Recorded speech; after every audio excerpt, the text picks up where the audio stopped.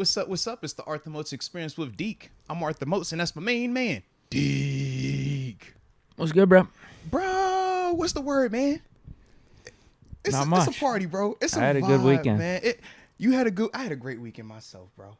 I feel like I seen you more recently than I've seen the stream and the chat. You know what I'm saying? Right. I feel like we got a chance to kick it. We ain't get a chance to kick it with the chat, but we got a chance to kick it, man. Yeah, for those that don't know, I said it actually yesterday on my YouTube channel because I was a Let's little go. late to the Quan Alexander news. And But you put me on to it if you think about it. well, yeah, I heard about it at you the put me party. on, It yeah. was someone at the party let me know. They were like, "Who the hell's Quan Alexander, Deke?" Bro. I was like, "Oh wow, Omar Khan Hey, cooking on the weekends. the He doesn't con take man. days off." The con man doesn't take days Con off, got man. Quan. Facts, bro. But anyway, what you're talking about is I had a surprise birthday party thrown for me on Saturday. Let's go. Moats was there. Had to pull up, Bunch man. of other people that cared about me were there. Friends, family. It was All awesome. the people that Deke likes. Yeah, and all I the guess people that he they, I likes, guess man. they like me. Yeah. Yeah. It was. I guess we like you a little bit. Yeah, you know what I'm it was saying? really cool, man. I had no clue about it. Absolutely no clue. Well, bro. But it was kind of a banger, low key. Dude, I was about to say, like, Some beer pong, that was fire. some cornhole? The beer, cornhole, I Good just want to let food? you know, man. We Beer? I went 2-0 on the cornhole. Yeah, you beat Yeah, me. yeah. Shout out to your brother, You man. and Shout out to yeah, your it brother, was man. it was my brother. He was carrying me, yeah. A lot of him, a little bit of me. Yeah. Yeah, he is good at that. Yeah. He is good at that. But no, had a big surprise birthday party on Saturday. Had no clue. Hey, bro, shout out to your folks, though, bro. And shout out to your moms, man. The thing that I still, like, got me coming back for the party, bro. She had the posters up of all, like, versions of you, like, young Deke, like, 10 years and younger Deke. Right. Then he has this, like, muscle phase where Deke is six-packed up, abbed up. You see know, that? he talked about the Brad Pitt. Deke has a phase where he's like between 10 and 20 where it's Brad Pitt. I'm like, yo, who is this kid right here? She's I was like, leaned out a she's little like, bit. yo, all he would drink was protein shakes. He didn't eat no junk food, no nothing, just workout protein. I'm like, protein shakes? Like, Deke? Mr. White Claw himself? Like, that Deke? She's like, yeah, man. But I looked at the picture and bro was like cut up. I was like, yo. And then I got to see your drumming pics. Right. You've been on it for a while. I like that, man. To see the young version of Deke, mid version of Deke. Then we got like Deke with the sleeves off, like full on rocker mode. I was like, yo, that was a vibe, bro. That was a vibe, man. It was a vibe, bro. Like man, it was just cool to learn more about your history, bro. Yeah, I learned about the history of Deke, man. It was a beautiful, beautiful occasion right there, man.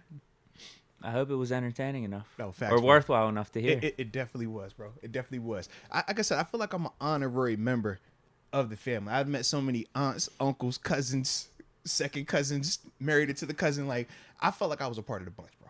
Oh, yeah, for sure. Yeah. For sure. I'm happy you stayed as long as you did. Yeah, You must have been having a good time. Bro, yeah. I thought I was going to be there for like an hour, 2 hours. Hey, the pong kept Bro. going, too, after you left. You See. should have stuck around for that, yeah. We probably went till like midnight, I I want could to have say. seen. I would have missed the fights this weekend messing with y'all, man. Because when You I would've. got home, I was like, oh, the fights are starting.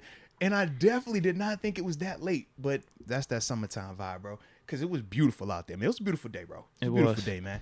But, yeah, man, we got a ton of stuff that has happened since we were last in here, man.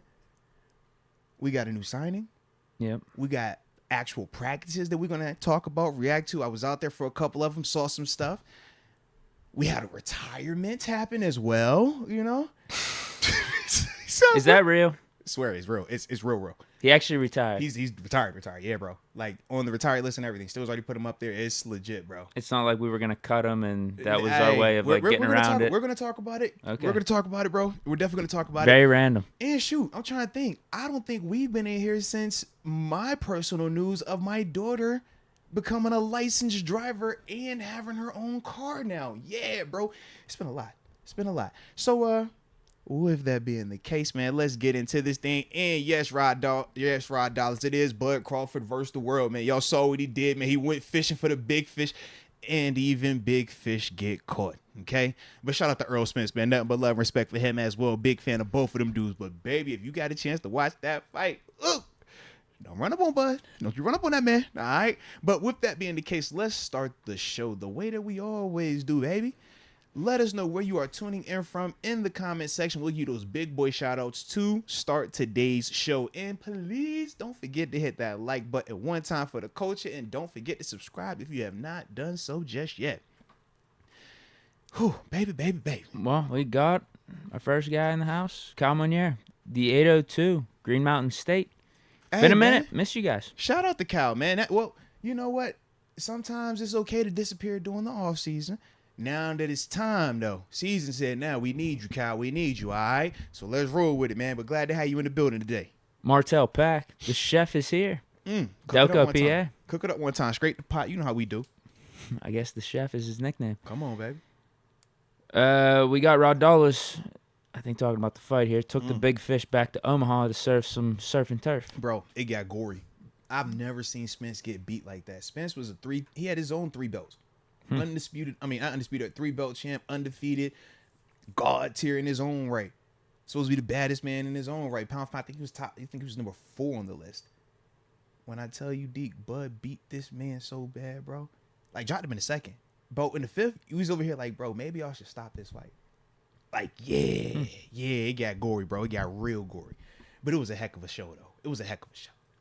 It was still worth the money. Yes, because still worth the entertainment. It was almost like you're watching a guy face an opponent that you already know is elite, and he rose to like a whole nother level to make this elite fighter that we know was elite look below average.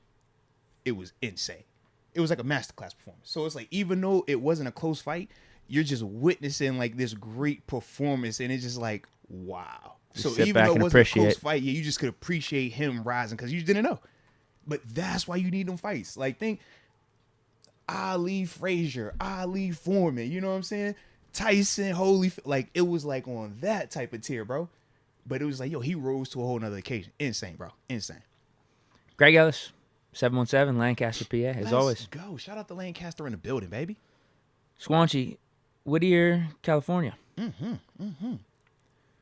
We also got Tito Whitaker, Shout out to Tito. Tito always in the building, too. Major 817 Funky Town, Fort Worth, yeah, Texas. I know it's hot down that joint. Lord have mercy, I know it's hot down there.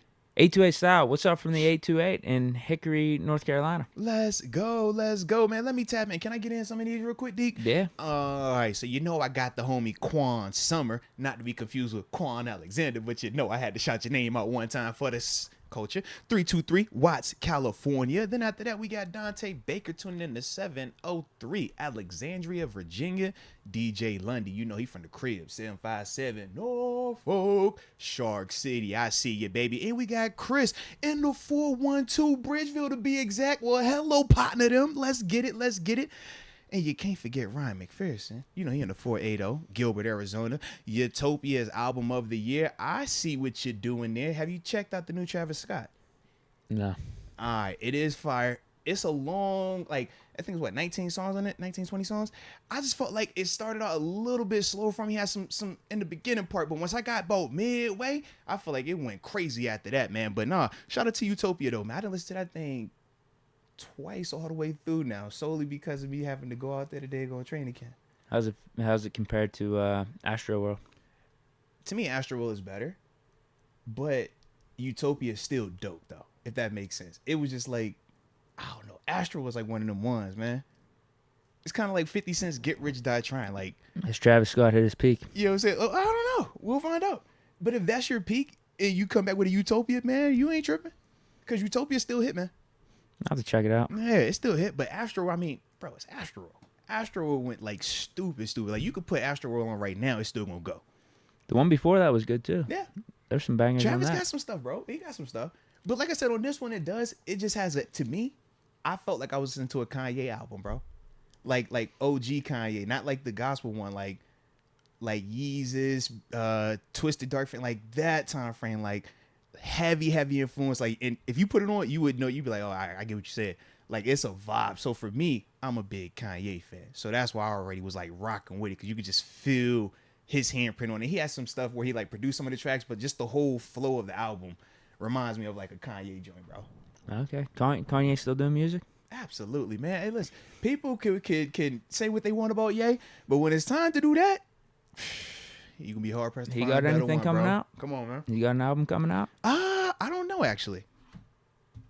But like I said, he was up here on a couple of the Travis Scott joints, man. But the whole project itself just sounds like Ye essentially was like coaching him up. It sounded like to me. I don't know if that's accurate, but that's just the flow of the sound.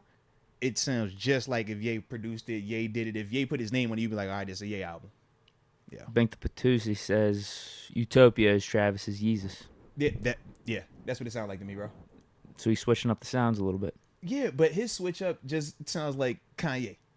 So it's like when Yeezus dropped, think about how far ahead that was when it dropped. You know what I mean? So now people is transitioning to that type of thing right now. Okay. Yeah. But it was fire though, bro.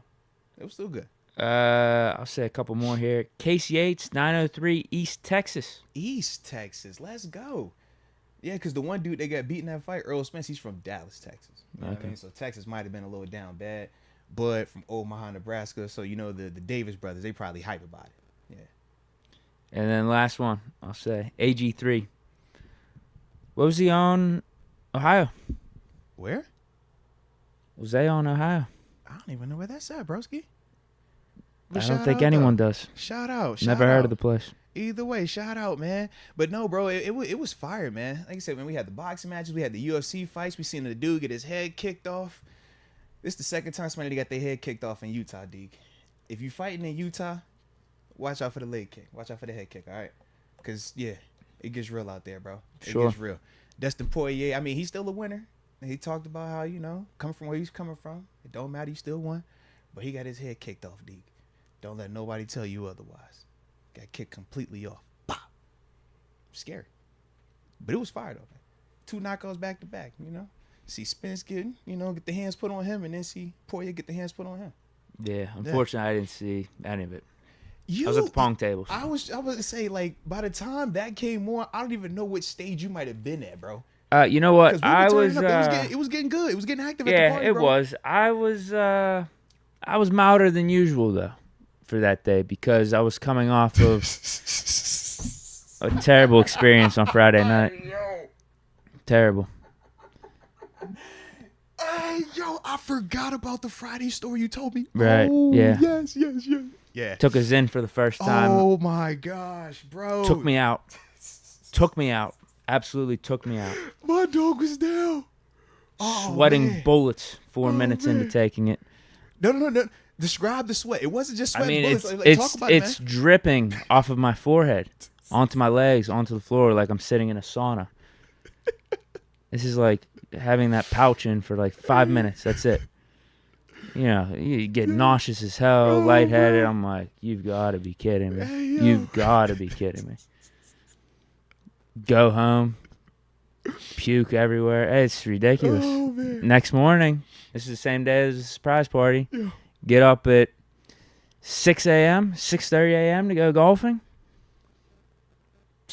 Took me about 4 or 5 hours to just get back to normal. Eating potato chips and Snickers bars in the morning. We went out for breakfast, had some bacon and hash browns and whatnot. Finally got to a spot. It was probably like 10 a.m., 10:30. Yeah. Actually felt good. Good enough. I'll say good enough. Because I still felt the effects throughout the rest of the day. So that's what I'm saying. I was even probably milder than I would have normally been at my birthday party. That is funny, bro. That is funny. But yeah, man. Gotta be careful out there, man, in these streets, bro. You never know how you might react to something. But I'm just glad that you're here and we in the saddle. And we got plenty of ball that we finna talk about, man. So if you ready, I'm ready. We can get this thing cooking, baby. Let's go, man. Yeah, I don't know if... Yo, that was funny, bro. I don't know if I want a Zyn redemption. Run it back. Get your lick back, bro. Or if I want to start a battle against Zyns. Like mothers against drunk driving. Like Deke against Zyn. After you described that to me, I said, you don't ever have to worry about 5'5" trying it. I can assure you that would. I said that's not the long cut. It's not a pouch. He's like, nah, bro, that's a Zyn. No, the best part about it. No, this is the best part about the whole story is the Zyn, the person who I got the Zyn from. There was a group of dudes. They were in college. They watched the show. They knew me. Fans of the show, fans of me, everything. I was chopping it up. I was chopping it up with them like all night. And one of them just comes out and says, "Hey, I got a Zyn. You want a Zyn?" I denied it at first. I said, "No, I'm good. he gave a little eye roll, being like, "Oh, you too good for this." Like, all right, Small, Deke. small All right. Deke energy, Deke. That's small Yeah, Deke energy, bro. that's basically the look That's he small gave Deke me. energy, bro. And we talked for a little bit, and then at some point I just No. said, you know what, give me that Zin, dude. I feel like I disappointed you in my response. How bad could it be? Deke said I'm a man of the people. How bad could Yo. it be? I'm not a tobacco guy or chewing or anything like that, but Yo. I have had some pouches before. Yeah. And I'm like, yeah, I did that, and it was fine. And Like, you know the rule of thumb: if you're dipping, don't swallow it, and you alright. yeah, Just don't swallow I the was juice. fine. You good. I was Yeah. fine. I'm like, this can't be any worse than that. This is like what vapes are to cigarettes, right? This is like fake chew, right? Zen, this is fake. And then these guys are like, dude, Deke, we're sorry, man. Deke, are you all right, man? Are you all right? You know it's bad when they get concerned. That's the part you like, oh no, man, why y'all so concerned about me right now, man? Oh, it be like that, bro. Yeah. It be like that, bro. Hey, but you bounce back though, man. You live. I live to fight another day. And that's all that matters, man. I'm all still right? here. All right. So you back, rehydrate, and get your lick back when you ready to get your lick back, bro. But yeah, man, you got me nervous. I'm never touching the Zen. I'm like, bruh, stay over that way, man. Yeah. My dog said, man, I was drenched with sweat. My legs were sweat. He said, bro, I thought I was in the sun. I said, oh, what? Oh, Lord. But all good, baby. I might need to stare it back at the eye. Bro, I might have to look back at my demons here. bro, Face it again. that thing. Whew, I might need to. whew. Hydrate. Hey, I use some Pedialyte next to you, man. Try to Pedialyte next to you, man. Get you right, bro. Yeah. All right. Well, first super of the So day. they looked at me like I got small Deke energy. Oh. Yeah. So then I wanted to be the badass and be like, yo, give me this. Bro, Give me that this. pride is undefeated, And bro. then- The and pride then- is undefeated, bro. I was like healed over, sweating my ass off, and I was definitely gonna puke at the party. I could have used it, But but you can't puke at the party, bro. phew, You can't puke at the party. held composure. You can't puke at the party. You puke when you get to the crib. You puke around the corner. You don't puke at that party, D. Can't do No, that, man. couldn't. Can't I do that. had a Can't couple do slices of watermelon, Yeah. took a little sip of water. Yeah. Got Hold it back to together. level, was still nauseous as hell Hold it though. together, bro. You gotta hold it Still together. really nauseous, but was able to Yeah. get through the rest of the party. Got Facts. home, puked everywhere. Gotta hold it together. That's what. See, that's And then, why I'm a plant-based and like I guy, said, man. 4 or 5 hours later, I had to Yeah. get up for golf. It was I rough, stay man. It was rough. plant-based, man, because that makes me nervous, man. I don't need to be sweating like that. I'm a big dude. I already sweat. That's I can tell if I research too much, I get hot. Yeah, I see I be always in here with the towel on. I be like, bro, my head hot, man. Hey, it get like that. So yeah, if that just did you like that, oh yeah, I'm good. I did have some tequila. I had some Miller Lights beforehand, Oh, so I don't yeah. know how much that affected it. Yeah, Like if you just had would a little have, party pack, that what that sound like. Yeah. yeah. So I'm just Yeah. saying, like if I wasn't drinking at all before I took it, I wonder if my experience would have been a little different. That party pack. I think you could probably handle it. I'm nervous. All right. Yeah, I'm very maybe nervous. you shouldn't just look at my experience with it. I'm nervous. But what I'm not nervous about is his team, though. All right. So we're gonna get to these supers. That's where we're gonna go. Cause I'm not going down there with you, man. I'm nervous to do that. I feel like it's gonna mess me up. I feel like I might be the one running down the street talking about I'm Batman with my underwear on. You know what I mean? Remember when Chandler Jones got in trouble? No, that won't. This won't make you do that. I don't know. Ever since I didn't physically see it, but ever since that happened, I'm always like super paranoid. And I'm like, yo, I don't want to be the next guy because Chandler's bigger than me. So if that can have something like him tripping out like that, I'm always like, Yeah, this isn't synthetic marijuana Yeah. or anything like that. I And think there's you're a fire good. station right around the corner, so you know, Batman. Like, yo, what are you doing, man? That's not okay. Matthew Gisner says, "Been a while, my guys. Grinding this summer." Man, Good nah, for you. respect to your hustle, man. We respect you like a man doing what you got to do, or a woman, because you know what I'm saying, men and women put it in. But nah, major love to you, man. But we glad you're here with us today, though. Pitch momentum. Yo, I'll be at camp on Wednesday. Hashtag Jack Myers Jr. Turn up one time for the culture. Turn up. And that's a dope day because that's the day 2 of hitting day 2, man. So you don't want to miss that one. Absolutely. Earl, I'm a certified 2 times back-to-back cornhole champion. Man, well, salute you then, partner them. Me and my partner them might have to run up on you and your partners them and see what's happening, all right? I'm just trying to tell you, man, we was kind of nice with the cornhole. Deke seen what was up. Yeah. He seen it. Tito Whitaker gifted a Moats membership to I don't know who. Well, shout out to Tito Whitaker and the individual that received that Upper Room membership. Welcome to the Upper Room. Yes, indeed. Yes, indeed. A2A Sal, the mullet couldn't take the heat. and quit. LOL. Bro, I was really surprised. So what he's referring to, or what a lot of people have been talking about, was Monty Potterbaum, the undrafted free agent that we signed out of Iowa, if I remember correctly.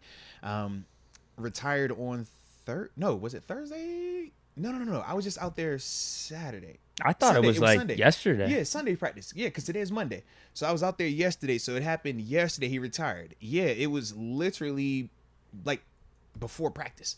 Nobody knew that he wasn't out there or that he was retired until, I'm leaving. And I checked my phone and it's like, oh, all right. The Steelers have put Monty Potterbaum on the reserved retired list. And yeah, I still haven't seen why he retired, because obviously they haven't even started putting pads on just yet. So it's just, running around. He wasn't anyone that had got pulled out of practice prior to finishing because of heat related stuff. We did have some of that happening over the weekend, but he wasn't one of those guys. So yeah, I was really caught off guard by it. I'm sure the team was caught off guard by it as well. But at the same time, I can respect it. I mean, when you're talking about playing football in the National Football League, it is one of the hardest things you will ever do as an athlete, as a football player. And if you're not 100% committed to this thing, mind, body, and soul, you will not be able to do this thing, even when we're in helmets and shirts and shorts, because it is still that taxing on you physically and mentally. So for him, man, if he identified that he wasn't, willing to make that type of commitment, I'm glad he did it now versus waiting until the season, or potentially taking somebody's roster and then doing it. Because I know for me, I felt a little some type of way when I was leaving on Sunday, and I'm like, bro, it's a lot of guys that were out here that didn't get drafted. They were trying to get spots. If you was flirting with retiring, man, why you ain't tell them that on the front end? They could have had somebody else in here for OTAs, for mini camp, had somebody else in here for training camp, but you can't, go back on it. But that was just the thing I had initially felt, because I'm like, bro, it's a lot of people out here that are like scratching, clawing, doing whatever they can for this opportunity. And you just kind of like had this and just giving it away right now. Like, I hope you're 1,000% like positive about this decision, because it is very hard for a rookie who hasn't played to do the retired thing and then change your mind a year from now and be like, all right, I want to play again. That's the only thing I would caution him with it. But we've seen other people do it. Chris Berlin, right? Berlin, that's how you say his name? The inside linebacker with the San Francisco 49ers. This would have been, he was drafted out of Wisconsin, led them in tackles. This was the year when Navarro Bowman got hurt, if I remember correctly. Led them in tackles, was a dope inside linebacker, and then just retired the next year. Was like, yeah, I don't want to take the risk of CTE. I don't want to take the risk of some of the head injuries. And he retired to do, I think, finance or something like that. So maybe Monty is on something like that. I just personally haven't seen any updates on it. Have you seen anything? Nah, that's what I was saying. Yeah. Something seems off with all this. Yeah, definitely caught me off guard, bro. Because I know it's a reserve/retired list. Yeah. So what does the reserve mean? So it just means we own his rights. So if he ever decided to unretire at any point in time throughout his life, the Steelers still technically would own his rights. So for Monty, it's not a big deal because he hasn't given us any production. But it's like that, say, for example, Minka Fitzpatrick retired. When Calvin Johnson retired. Correct. Yeah. Or if TJ Watt was so frustrated, he's like, yo, I want to get traded. You're not going to trade me. I'll retire. Okay, cool. Whenever you come back, we still own your rights, though. So we still get to determine if you're going to play for us or if we're going to move you and get assets in return for you. That's why he's on that retired/reserve list, because technically he's under contract. Whereas when I retired, I was not under contract, so I'm not on anybody's list. So that's how it kind of goes. Just strange. Yeah. Wish him the best.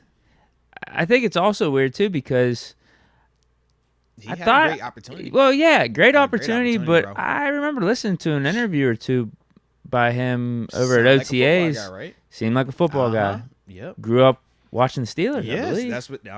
Was all about it. That's why it made like perfect sense for him to be here.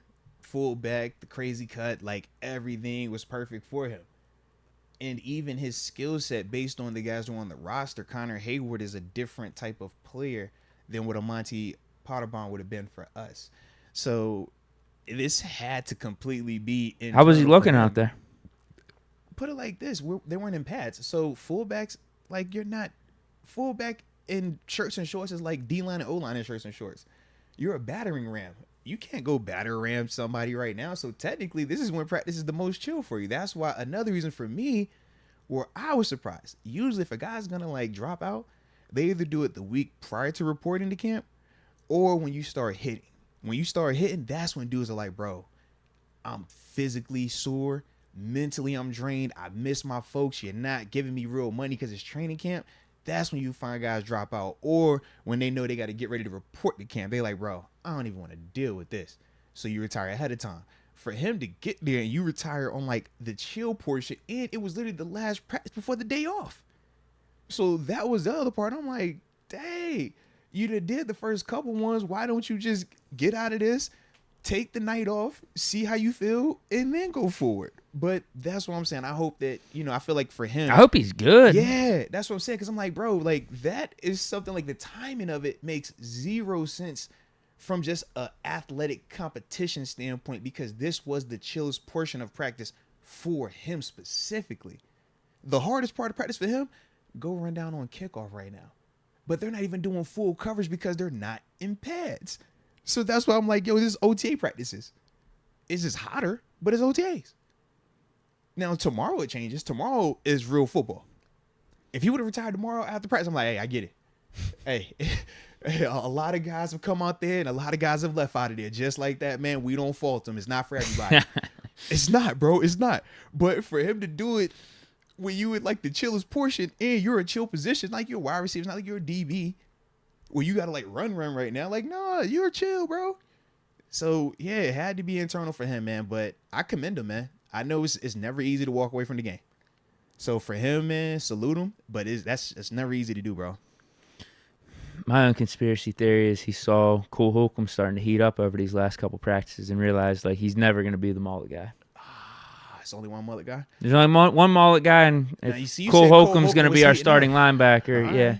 Oh, is that fake news? I ain't say that. See? I didn't. Say that. What's going on? Don't do me like that. Don't do me like that. We ain't even. Are you saying there's a reason we brought in Quan? There is definitely a reason we brought in Quan. There is for a fact a reason we brought in Quan, but we're not gonna make it messy. We're gonna talk about this in a positive way. You know how we do. All right. So I'm gonna get it. We're gonna get it. But yeah, Quan is you name one of the reasons why Quan is here. Yeah. What? You name one of them. One of the reasons why he's here. We're going to talk about it even more. But when you was talking and you was like Cole Holcomb, that's a big reason why Quan is here right now. To compliment him or take his spot?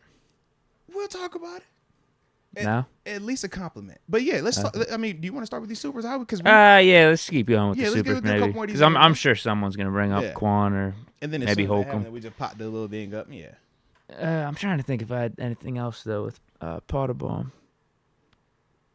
No, I don't think I do. I don't. Oh, yeah, I did actually. Yeah. What if he decided to unretire before tomorrow?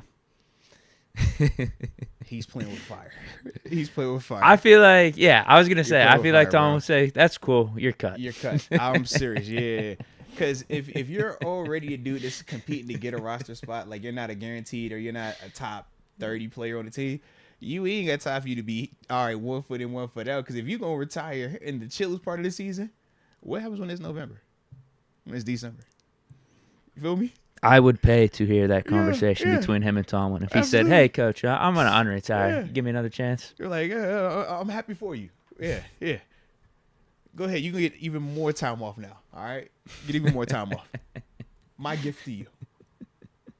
Yeah, you go to another team now. Facts, bro. Facts. Let's go, UW. Did you guys see the exchange between Irsay and Taylor? Irsay was out of pocket for what he tweeted. Oh, yeah, I agree. Did you see it? Not completely. Yeah. I've been seeing some of the stuff going on over the last 24 hours where they're trying to put Taylor on an injury report. But then he's saying he's not injured. But you also saw he requested a trade a couple days ago. I didn't see Irsay's comments. I got you. I'm pulling them up right now. So Jonathan Taylor, once Irsay had basically said we're not going to give you an extension or we're not going to trade you now, nor are we going to trade you in October. Jonathan Taylor was obviously pissed off. But then Irsay says this. He says, this is what he tweeted out. If I die tonight and Jonathan Taylor is out of the league, I did see no one's going to miss us. The league goes on. We know that. The National Football League rolls on. It doesn't matter who comes and who goes, and it's a privilege to be a part of it. So that's, why they said he was kind of out of pocket for his response. He's not wrong. No, I mean, think about this, though. In terms of ownership, business-wise, yeah, if you're being a hard-tail boss, Sure, that's the way to do it, but is that the best for your employees when you're talking about relationship management? Absolutely not. Because what ended up happening today was Zach Moss, who was the backup running back, just broke his arm. So when we're starting to talk about, okay, well, who's the next guy that would have went out there? Now you're looking at who's your third running back or somebody that you might try to sign. Pick up Fournette. Right. I mean, that's the opportunity. In fact, I just saw no, that was Deion Jones just signed somewhere. Yeah, Fournette's still available. Zeke's where still did he go? Deion Jones went to the Panthers. Okay. Yeah. Yep. But that's the thing. It's like with Jonathan Taylor, now you're going from potentially Zach Moss to who else you would try to throw out there. To an extent, is that going to be good for that young quarterback Anthony Richardson? Absolutely. And not. looks like he's going to be getting that week 1 start. Yeah. But he's supposed to be missing. No, he's gonna miss today's practice with the nose thing, but then he'll be back after that. What happened? He's supposed to be getting surgery on his nose for like a septum. They said like he had a septum or something like that. Okay. Yeah. But they've been giving him all the first team the reps. guy, though. Yeah, he's definitely gonna be the guy. Right. But it's like if you're Irsay, you talk like that when you had the leverage with Zach Moss behind it. But now what does that look like? Once again, your situation is even worse because you're not going to win games without having a successful running game. But when you're seeing a Jonathan Taylor being told that, no, we're not going to adjust your contract, no, we're not going to trade you, so you essentially have to shut up and just show up, what does that do to the next running back? Go out there, Deke. I want you to be the guy. Go out there and prove that you're nice enough to get paid like Jonathan Taylor. Go out there and prove that you can do this thing. At least the Steelers, regardless if you believe it or not, at least they faked it for you. They gave you the positive lip service. What did Omar Khan say? We're not worried about running back. We pay the position, or we pay the player. If the player is good, we're going to pay the player. That's how he worded it. At least that gives you the hope. If you're Najee, go out there and play, man. At least we'll see if they're going to lie or not. Irsay just basically said, F you, bro. You're not getting none of this. And we're not going to move you. Shut up. You ain't got nothing to do. And if I die today and you die today, don't nobody care. The NFL still goes on. That is just a different way of delivering the message. Same message, but the way he delivers that, bro, as a player on that team, man, you looking at him sideways right now. You looking at all of them sideways right now. Yeah, like I said, he's just being real because, I mean, he's not wrong. If he died, I mean, there's another owner for the Colts. If they move on from Jonathan Taylor, there's going to be another running back. I don't think one less fan is going to be watching the Colts because Jonathan Taylor leave. It's going to be the same amount of fans watching, Right. same amount of people watching. They might not be as good. But yeah, you're right in terms of, I guess, building a relationship with the team, having respect to the players and whatnot. Too low. Let me tap you a little bit. All right. Yeah, maybe it's not the best approach. Yeah. I mean, make sure I hit the right one. I think I hit your joint by accident. I bet. Okay. But no, the thing to me is this, though, man. Like, the league is always going to go on. And that's what we talk about in the NFL. Like, the league will always go on, without a doubt. But if you're talking about, are you going to be winning and playing competitive football this season without a Jonathan Taylor? Absolutely not. And I think that that's just the caveat. Yes, the league still progresses. But if you're a team that's trying to actually win and you're the Indianapolis Colts, not having Jonathan Taylor this season, you are going to be negatively impacted. And I think that that's the running back stance for the owner. Obviously, you go with the whole long-term approach. Well, shoot, the league is still going to go on, which is fine. But are you trying to compete to still win, or are you just trying to be a part of it? Because those are two different conversations. Yes, the league will still go on. Yes, you can still have a team in the NFL, but there's a difference between the Pittsburgh Steelers, the Green Bay Packers, the Niners, like the franchise that have been legit, like viewed as top tier franchise throughout the whole process of football, right? It's a difference between how they operate and how they run it versus if you're taking this approach like a Irsay, how that could operate. And if you look at the long-term success from them right now, you might want to question that. Yeah. Yeah,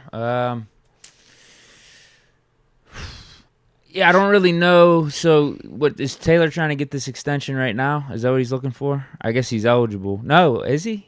Yeah, I guess he is. 3? Yeah, this is after 3 years for him. So he's trying to get that extension. Mm-hmm. Yeah. That's what I was gonna say. Like, I mean, if you're a running back, that's the goal, right? You want to get it earlier than later. That's what Zeke did. Yeah. He did that after 3 years. Yeah. Hey. It's tough because the Colts are actually a unique situation when you're talking about the running back stuff because they got the rookie quarterback, so it actually might be worthwhile to give Taylor that extension right now. I feel you, bro. As long as, like I said, as long as he's not in terms of Anthony Richardson, as long as he's not on the big, massive deal, you can get away with it. But the problem is when that guy is on that big deal, now you can't pay Jonathan Taylor. But right now, there's no reason to not pay him, to me, if you're not paying the quarterback right now. When did this beef really start? When did Taylor request the trade? Because he requested the trade before Irsay said that, right? Yeah, this was like, no, he requested the trade after Irsay was basically like, we're not, I forgot, it was something with the money where he basically was like, yeah, we're not changing anything, we're not going to adjust anything. And then that's when he was like, okay, well, if you're not going to pay me anything, well, then go ahead and trade me because clearly I'm not worth anything to you.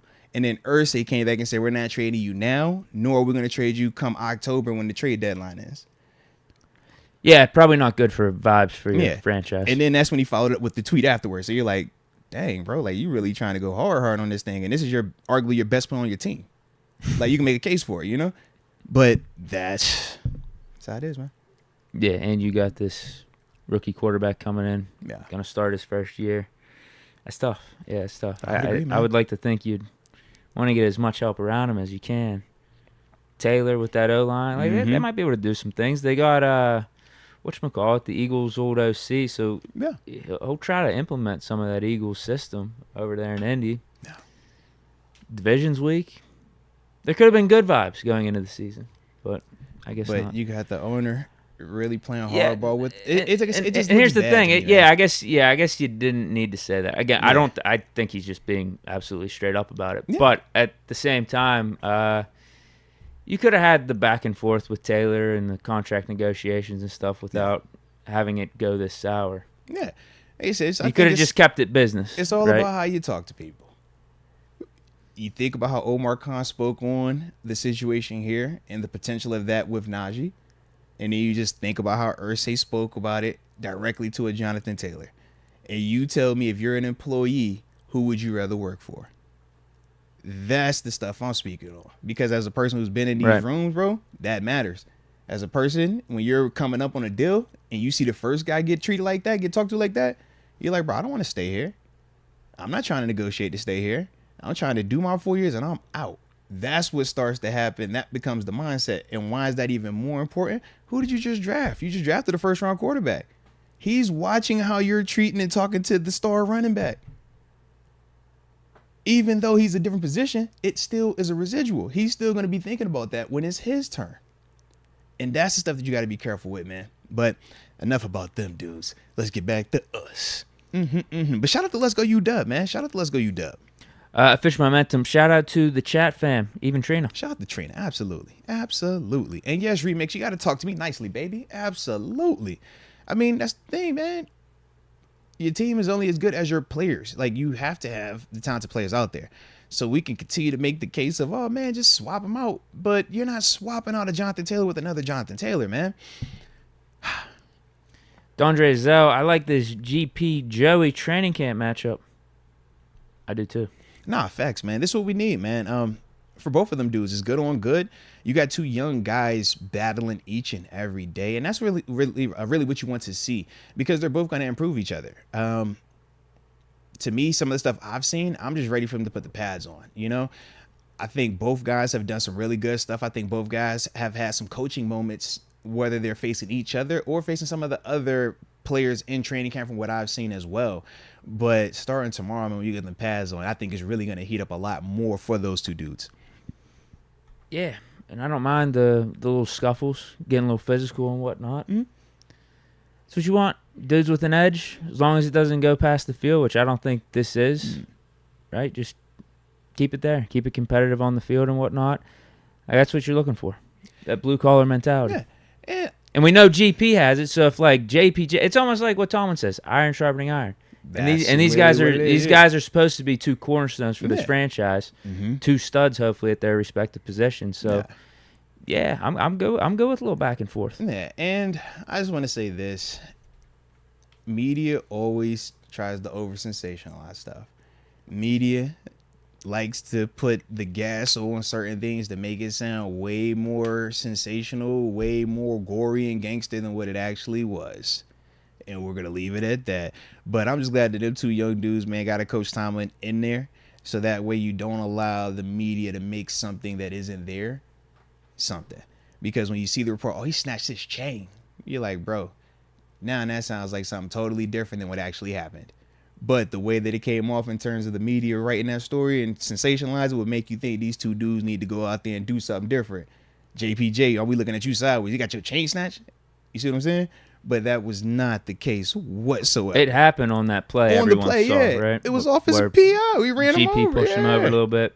Maybe accidentally got caught his chain with his hand. But then JP came out after and said, no, my chain's fine. Like, that's what I'm saying. But for media, what sounds better? He snatched his chain. Not, man, they ran into each other. He's got jury on the field. It happens. It wasn't no Aqib Talib type, man, I'm snatching your crab. But that's how they try to make it sound. And if you're young guys and you're not aware of that, what ends up happening is, if you're JPJ and the story is you got your chain snatched all weekend, what you thinking about? Man, I got to get my lick back. I got to come out here and get something back. I got to get off. I get off, right? And now you might do something stupid for no reason whatsoever, all because media tried to put that battery to make it just sound way different than what it actually was. But that's the part where I'm like, I love the fact they got a Coach Tom in there, because he nicks that stuff in the butt. He gets that out the way, communicates it, and lets everybody know what the situation really is. But yeah, man. But them two dudes though, man, I love that though, man. Like they gonna make each other a lot better. Absolutely, yeah, exactly. Absolutely. Yeah. If it gets a little physical, whatever, right? They're two physical players, though. Yeah, have a little back and forth. It gets heated at times. Like, that's going to happen. Yeah, absolutely. Is what it is. Booman318. Happy belated, Deke. Holding it down for the 90s babies. Let's go. It's actually not belated. My birthday hasn't even happened yet. Yeah, you coming up, That's man. why I was surprised. You're Monday, bro. Yeah. Yeah, I got a week from today. Heck yeah. August Now, 7th. question. Do you work on your birthday? Or you take the day off? I'm just checking. Because I thought you taking the day off because it's your birthday. You can make the call. Well, I like to celebrate B-days, bro. I don't work on my B-day. And it's your dirty 30, so maybe you don't need to work on your B-day either. Maybe table that day, bro. Yeah. That's up to you. That's the vibe day, man. That's the I'm a vibe day. Is what it company sounds like, man. I'm a company man. Don't do me like that. Don't put it on the company, man. Don't do that.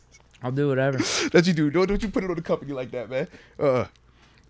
I'm for the squad. You know what I'm saying? It's birthday, man. You only get 1/3 of your birthday. Remember that. You only get 1/3 of your birthday. Yeah. True. Fish Momentum Ambition at Rivers Casino, August 18th, That's 2023. What, 2.5 weeks from now, man. Moats, Deke, and TG. Yeah. August 18th. All right. Let's go. I'll keep tabs on that. Next we have Juby, 28. PS5 secured. Hope I get a spot. Let's go. And it's getting closer too, bro. I guess, I should probably getting start closer, getting bro. on that. It's getting closer. I should probably start getting on that. Haven't touched the video games in probably a good month, to be honest. So I need to gear back up. But you sound like me with golf. That's how I felt. I was like, I ain't played in a minute. So yeah, got up there today. I need to actually get back on the sticks. I haven't played Madden in about 4 days. It's about 4 days, bro. Yeah, how are we doing this then? Game's going to come out for the early access. I think it's like the 15th or 16th. And then the game drops on the 24th, isn't it? Yeah, it's usually a few days after. So how are we doing this? Are we starting this franchise then? Are we giving people some? I thought give people time to get used to the game, and then we start at week 1, like just do it. The week season 1 starts. Yeah. Okay. That's how. Okay, so we're in no rush then. Yeah. We're in no rush because when the game drop, everybody's not gonna get the game the same day. Like I'm sure we would, because we probably get it when it drop, but not everybody's gonna have it the day it drops. And just follow the season. Yeah. Week 1, week 2, week 3. 1 happens, so then that way we're all on the same page. I think that would be the best way to go about it. And probably. it follows the storyline too. Yeah. You know what I mean? Right. I think that okay. So I don't have to be in a rush because I was thinking, so I only got 2 weeks now to get all this organized. Yeah. But no, I got a month. Yeah, and because like I said, we don't even know what the new game is gonna be like just yet. So let's give you let them get the glitches out of the way. Get your yes, skills up. Yes. Find all your own glitch plays online Right. and how you're gonna cheat and shit. Figure that out. Right. And find the counters to the people cheating. You gotta find a counter to the cheat. Absolutely. Okay, Dondre Zell. We got Quan. What does that tell us about Mark? Let's go, ladies and gentlemen. We do have Quan. And shout out to everybody that did watch the reaction video, man. I see y'all going crazy on that, man. Salute y'all. And the film session that dropped. That was yesterday, or was that Sunday? Whenever he signed, I think I dropped that the day he signed. So yeah, man, definitely tap in and check out that film session on Quan if you have not, man. Just to get some of the visuals of what he is going to be bringing to us this year. But in terms of Quan being here, and what does that tell us about Mark? To me, this has zero to do with Mark. Mark looks good. Mark, you get the new physique on Mark, bro. They're saying he's the next James Harrison. Nah, bro, like the physique. And shout out to my dog Debo too, man. Steelers Hall of Honor inductee as well. Who else? Aaron Smith. Yeah, Aaron Smith. Shout out to Aaron Smith. They had a couple old heads Ray too. Mansfield and Jerry Mullins. Shout out to Moon. Absolutely, man. But yeah, when we're talking about Mark, man, he physically looked good. Like, I'm excited to see him in pads, bro. He was getting some first team reps, right? Yeah, he has been. Absolutely. And for a good reason, man. Mark is flying around. Mark looks the part. Mark was getting a lot of first team reps in OTAs, more so because Cole Holcomb wasn't out there. But Mark did do some positive stuff. To me, I just want to keep seeing Mark get better with his mind. Like, up here. Seeing what you're supposed to see, but pre-snap knowing what you're supposed to know. The sooner he can get that to a consistent varsity level, he'll be out there. Because athletically, he's just as talented as a Cole Holcomb, as an Landon Roberts. He's just as talented as those dudes. He just doesn't know it as confidently as those dudes knows it. So for him, he's still making plays, but he false steps. You might have an occasional, you know what I'm saying? Like an occasional mistake here or there, but that's the stuff that he's minimizing. So the more he can minimize that, the better his chances are of really carving out a role. Now for Quan, why is Quan here? Quan can run, Quan can cover, Quan can give you production in terms of TFLs, in terms of splash plays. Why is Quan available? Because Quan has been banged up these past couple of seasons. He did play a full season last year with the Jets, but prior to that, he had been missing time. That's why he's available. That's why we were able to sign him. But you look at some of the contracts that Quan Alexander has had. The talent is there. The production is there. It's always been about the health these past couple of seasons. So with that, he was healthy last season. We're hoping that we're going to continue to have a healthy version this season. If so, he, to me, is going to be one of our best linebackers, man, with this group because of his versatility. Part of the reason why he was here was because the first couple of days, we know in our defense, one of the weaknesses is our linebackers have the vertical carry. We always, oh man, why we got a linebacker on a wide receiver? Why we got a linebacker on a wide receiver? In a 3-4 defense, the way that we run it, you're going to have that matchup. So we had a Shazier in the past. A Shazier could blanket that and make it okay. Since then, we've been trying to find another version of player that can blanket some of that and make it okay. Cole Holcomb, these first couple of days, y'all seen some of the reports, man. He was getting run by. I saw the video. Calvin Austin cooked him. No. Calvin, everybody expects that. Right. It was a Zach Gentry play, bro. You're right. I wasn't surprised by the Calvin Austin. It was a Zach Gentry play. That can't happen. That and Calvin, it's not real a quick slight though, at Cole. that Calvin Austin play was a little dot though. That was like in between. That was a cover two. Yeah, people tried to hate on it. You seen it though, right? That was a dot. You see the people try to hate on it. What, saying it was underthrown or something? It's like, bro, it's a safety he sitting on threw top, it in bro. a dot, man. Absolutely, safe sitting over top of it, man. Threw it right where we're it gonna needed get to to be. them. We're gonna get to Kenny. We'll get to them quarterbacks too, man. I definitely want to talk about them. But that was the thing with Cole. It's like, man, you're a dope player, but you can't in our defense. A Zach Gentry can't. Gentry then, huh? That it was bad, bro. Like that can't happen. But that's what we were talking about in terms Not even Muth. In terms of some of the concern. So now do you understand why when I've talked to you and talked to the chat, talked to people about my biggest concerns is the running inside linebacker more so than the slot corner. The guy that can run. Because we didn't have that. Quan, though, is going to be able to alleviate a lot of that as long as he stays healthy. He'll be able to run with any of that up the seam, man. Now, obviously, Calvin's still going to be Calvin. Calvin in the slot, bro, you like, dang, bro, it's a bad matchup, bro. Right. But the other guys, you can't get run by. You got to be competitive. You got to, you know what I'm saying? That's what Quan gives you consistently. So that's the part for me where I'm like really excited about it. I think early on, you're going to get Cole and Quan. I think once Quan knows what he's doing, you get Cole and Quan. I think that's what you're going to start out with because Cole Holcomb still, to me, has been the smoothest, the most well-rounded in terms of knowing what he's supposed to do, athleticism, making the plays. And we paid him $6 million per year. That's the other part, absolutely. But to me, I feel like him out there helps Quan early on while Quan is still learning. I just don't like the fact that Cole didn't have a ton of the OTA stuff because of, whatever he was dealing with during that time where they weren't letting him be out there in them practices. Because now for him, this is still his first time going through it. So I don't like having first time with the dude that we just picked up 2 days ago being out there and they trying to teach each other. Because Cole still has some stuff that he's questioning himself on. And that's the only thing where I'm like, the only guy that's been around is Robinson. You see what I'm saying? And you're the one that you're questioning. Like, I don't think he has it all just yet in terms of the playbook and knowing his reads and everything. Yeah. So that's the part for me where I'm just like, he's the Steeler veteran right now. I don't like the fact that we all are just new, and who's the coach? Yeah, new coach. You see what I'm saying? Aaron Curry. It's a lot of newness in that room right now, bro. So they all got to get this thing on the same page. I'll take this newness though over what we had last year all day. Absolutely. Any day. Absolutely, man, 100%. And shout out to Nick Quick, Nick Kwiatkowski. I saw AJ Martinez said Nick. I don't know if he was talking about Nick Quick, but I did want to shout him out because he's also been making some plays out there. I thought he had really good eyes, really good breaks on some balls, man. Got his hands on some footballs. You know what I mean? But to me, it is kind of crazy when you think about we went from like always having somebody in there that is like started, played, a repeater to completely new coach, and the vet or the returning guy is a Mark Robinson. Yeah.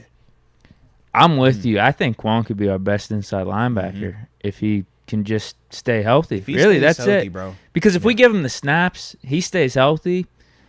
He could do the run stopping stuff too.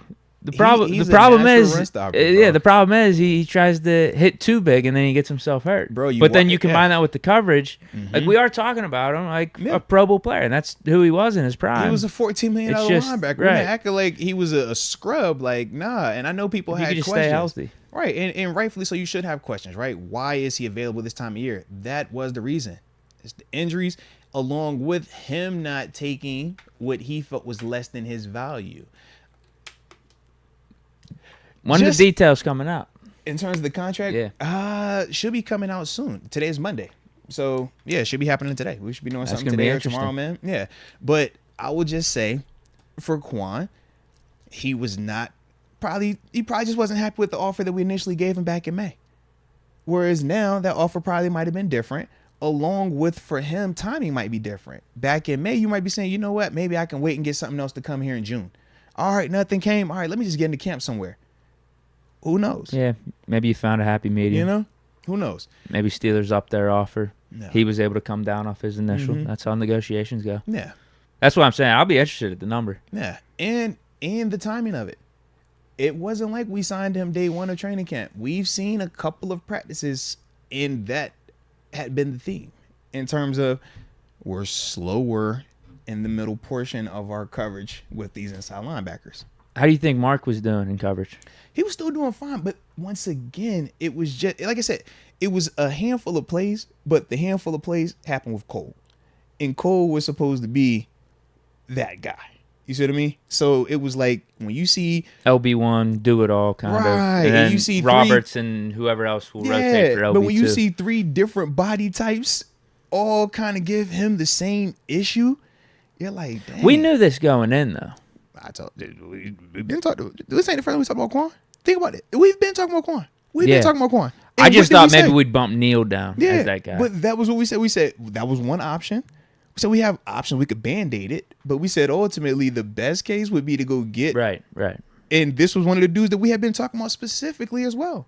We had 3 guys. Yeah. Reuben Foster, Quan, and Isaiah Simmons who wanted to trade. Absolutely. Because when we talked about Deion Jones early on, we said we don't know where he's at health-wise, nor what he wants number-wise. Right. Quan's actually coming off a productive year with the Jets where, Deion's kind of fallen off these last couple of years. So think about those dudes we talked about, man. So it makes sense that they ended up going back and getting the same dude. Because we know we talking about Deke. Come on, bro. You know we talking, man. We know we doing. I like to think so. Come on, man. And you saw once Quan got signed and Deion signed. That's two off our list right there. I didn't even know Deion signed. Come on, bro. We ain't playing with this thing, man. We do this now. You know we do this. But yeah, man. Are we done? Slot corner's next. Slot corner is the one that we got to look out for. I think based on the personnel, of our whole defense, that probably becomes next lightest in line now that you brought in Quan. And depending on how those guys hold up, that will dictate how fast we potentially bring somebody in. Because based on the personnel that we've had, Minka obviously has been missing some days. It's been personal, not injury, from what Coach Tomlin has communicated. But then Demonte a Casey few got veterans hurt. have been missing days, right? But then TJ, yeah, he's had a couple of vet days, but then Demonte Casey dealing with an ankle. Yeah. So he's like missing practice. So early on, Pat P took some reps back there and they were rotating guys. But the problem is you're down your top 2 safeties. So a Trey Norwood, who's getting reps at slot, now has to go back there and play that more often. A guy like an Elijah Riley, who's gotten some reps, you play a lot more on the back end because you're missing them type of dudes. So we'll see what they look like tomorrow in terms of if Minka is back from whatever was going on, and we'll see what happens with Casey, how long he's going to be out. But it's just hard to evaluate the slot position. You think that's just more for a body to get through camp as opposed to like a guy we're bringing in to be a starting slot corner or compete with like Channing Sullivan? No, what I'm saying is this, like, if Channing can do what he's supposed to do, then we're not going to bring anybody in. If he is struggling, though, that right now on paper is our number 1 slot corner. Kind of like we talked about Cole Holcomb. Cole Holcomb and Channing Sullivan, to me, very similar in just terms of who they are in their careers right now. Not world beaters, good players, though. You want them on your team. But if they're on your team, you kind of like the Kirk Cousins conversation. You could win with them, but yeah, you could definitely upgrade it as well. I just feel like with Sullivan, it's a similar convo. If Sullivan can hold his own and do what he's supposed to do, we stay off of it. If he is struggling, who is your next option? Duke Dawson? You see, like he got the first team reps the first day. Exactly. So you see how quickly it got to that. Duke, I don't even know nothing how that against happened. Duke, what? This is 4th year in the league, I think it is right now. But it's just like you see the type of players that we're talking about. So if I'm an opposing offense and I'm just simply saying, how would I attack this defense? Initially, it was, I'm going to try to isolate this inside linebacker and get him running. I can't necessarily do that with Quan now. All right, so what's the next thing? Try the rookie corner. Try the veteran corner. I know the safeties is dogs. I know this pass rush is fire. Slot corner is the weakest link right now.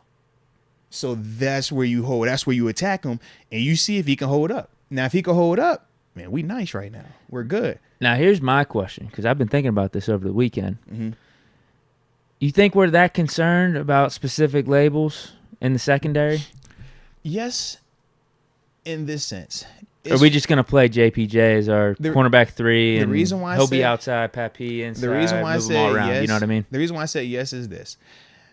In theory, it's easy to just say we got 3 dope corners, we're going to play them all at the same time. The problem is we got 3 dope outside corners, not 3 slot corners. And just the nature of the position, a slot corner versus an outside corner is different. The body types that you're facing are different. And physically, what you're asked to do is differently.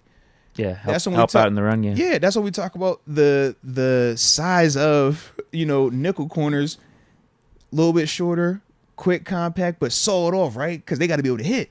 Outside corners, long, thicker. JPJ, Pat P, Levi Wallace, you know what I mean? But they're not going to have the same level of lateral quickness as a Mike Hilton, a Cam Sutton, an Arthur Milet, them type of dudes, you know what I mean? So that's the stuff where, yes, you can get away with it, but is JPJ an outside corner or a slot corner? Is Pat P an outside corner or a slot corner? Outside is what he does. Can he bump in here and play this? Yes. But this is a secondary position. That's a primary position. And you're facing a primary slot receiver. That matchup is going to be a lot more competitive than what we think it should be. Sure. Because of this guy not playing his natural position. You take this slot, you put him outside. Oh, man, all them dudes we just named dog walk them slots. You take that outside corner, put him in on that slot. It's just a difference, man. Just a difference. So that's the thing where I'm like, I don't think we're overly concerned about it, but we're going to have eyes on it. And that's the part where I'm like, for Channing, he needs to make sure that he's doing what he's supposed to do. Yeah, you would at least like to have a guy in your back pocket that is a slot corner. I'm with you, right? Bro. Yeah. No matter how you want to do the secondary combinations, like you could have JPJ being our third corner and playing more than the slot, and doing some of these versatile coverages and whatnot. But to have a guy that you can play it when you need him in a pinch, Absolutely. It's helpful, and that's who Yeah. we thought we got in Shannon Sullivan. Right. But like you said, let's see what he does in That's training the part camp we just now. got to see it, yeah. Because we know Was he? I haven't even heard his name. Has he been doing anything? nothing negative. Okay. It's just when you're looking at us on paper right now, when we went and did the name game, you saw how you reacted when we said Duke Dawson. That's your number 2 right now. And Shannon I'd Sullivan, rather have Trey Norwood. you see what I'm saying? And Shannon Sullivan isn't necessarily like an all-pro either. So that's why people started to highlight that and look at it. I haven't seen anything where we should feel overly concerned about it just yet. But starting tomorrow, we're going to get more info because now Sure. pads come on. And that's the part where we're going to have to see how they do. As long as they can keep doing what they're supposed to do, run game and coverage-wise, we're fine. Pat P, JPJ, they still going to get opportunities in the slot. Don't get it twisted. It's just... Will it be just them two or Levi Wallace as well? To me, you can put Levi in there, but all 3 of them dudes are outside corners to me. So they're going to still be good players. They're still going to be able to hold their own in the slot. It's just that that's not what they primarily do. So you're going to have some, slip-ups with that. It might not be week 1. But like we've talked about, you're not worried about necessarily the run-of-the-mill teams. We're talking about the teams that we know we got to deal with, And that's the stuff where you're like, man, can every team isolate our slot corner? Absolutely not. Can every team isolate our inside linebacker? Absolutely not. But it's certain teams that we know we're going to have to face if we are trying to do what we think we're capable of doing. And that's the stuff that we're talking about. Those are the teams that you're going to have to make sure that we got that buttoned up on.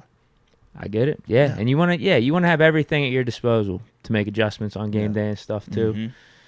And having a solid slot corner that you could rely on, that's their primary position, will help with that. Yeah. But hopefully it's Shannon. I will say this though, man. I like how it's been back and forth though, man. Like it's been some good days by the offense where they've won, that's what I'm and saying. it's been some dope days by the defense where they've won. I just love the fact that, man, you're getting that type of competitiveness back and forth between both sides of the ball, man, because that's gonna make this team that much better. All right, that's good. But shout out to Quan though, man. I'm excited to see what he looks like, man. A part of the squad here, man. One more thing I wanted to bring up about the inside linebackers. I was just thinking this.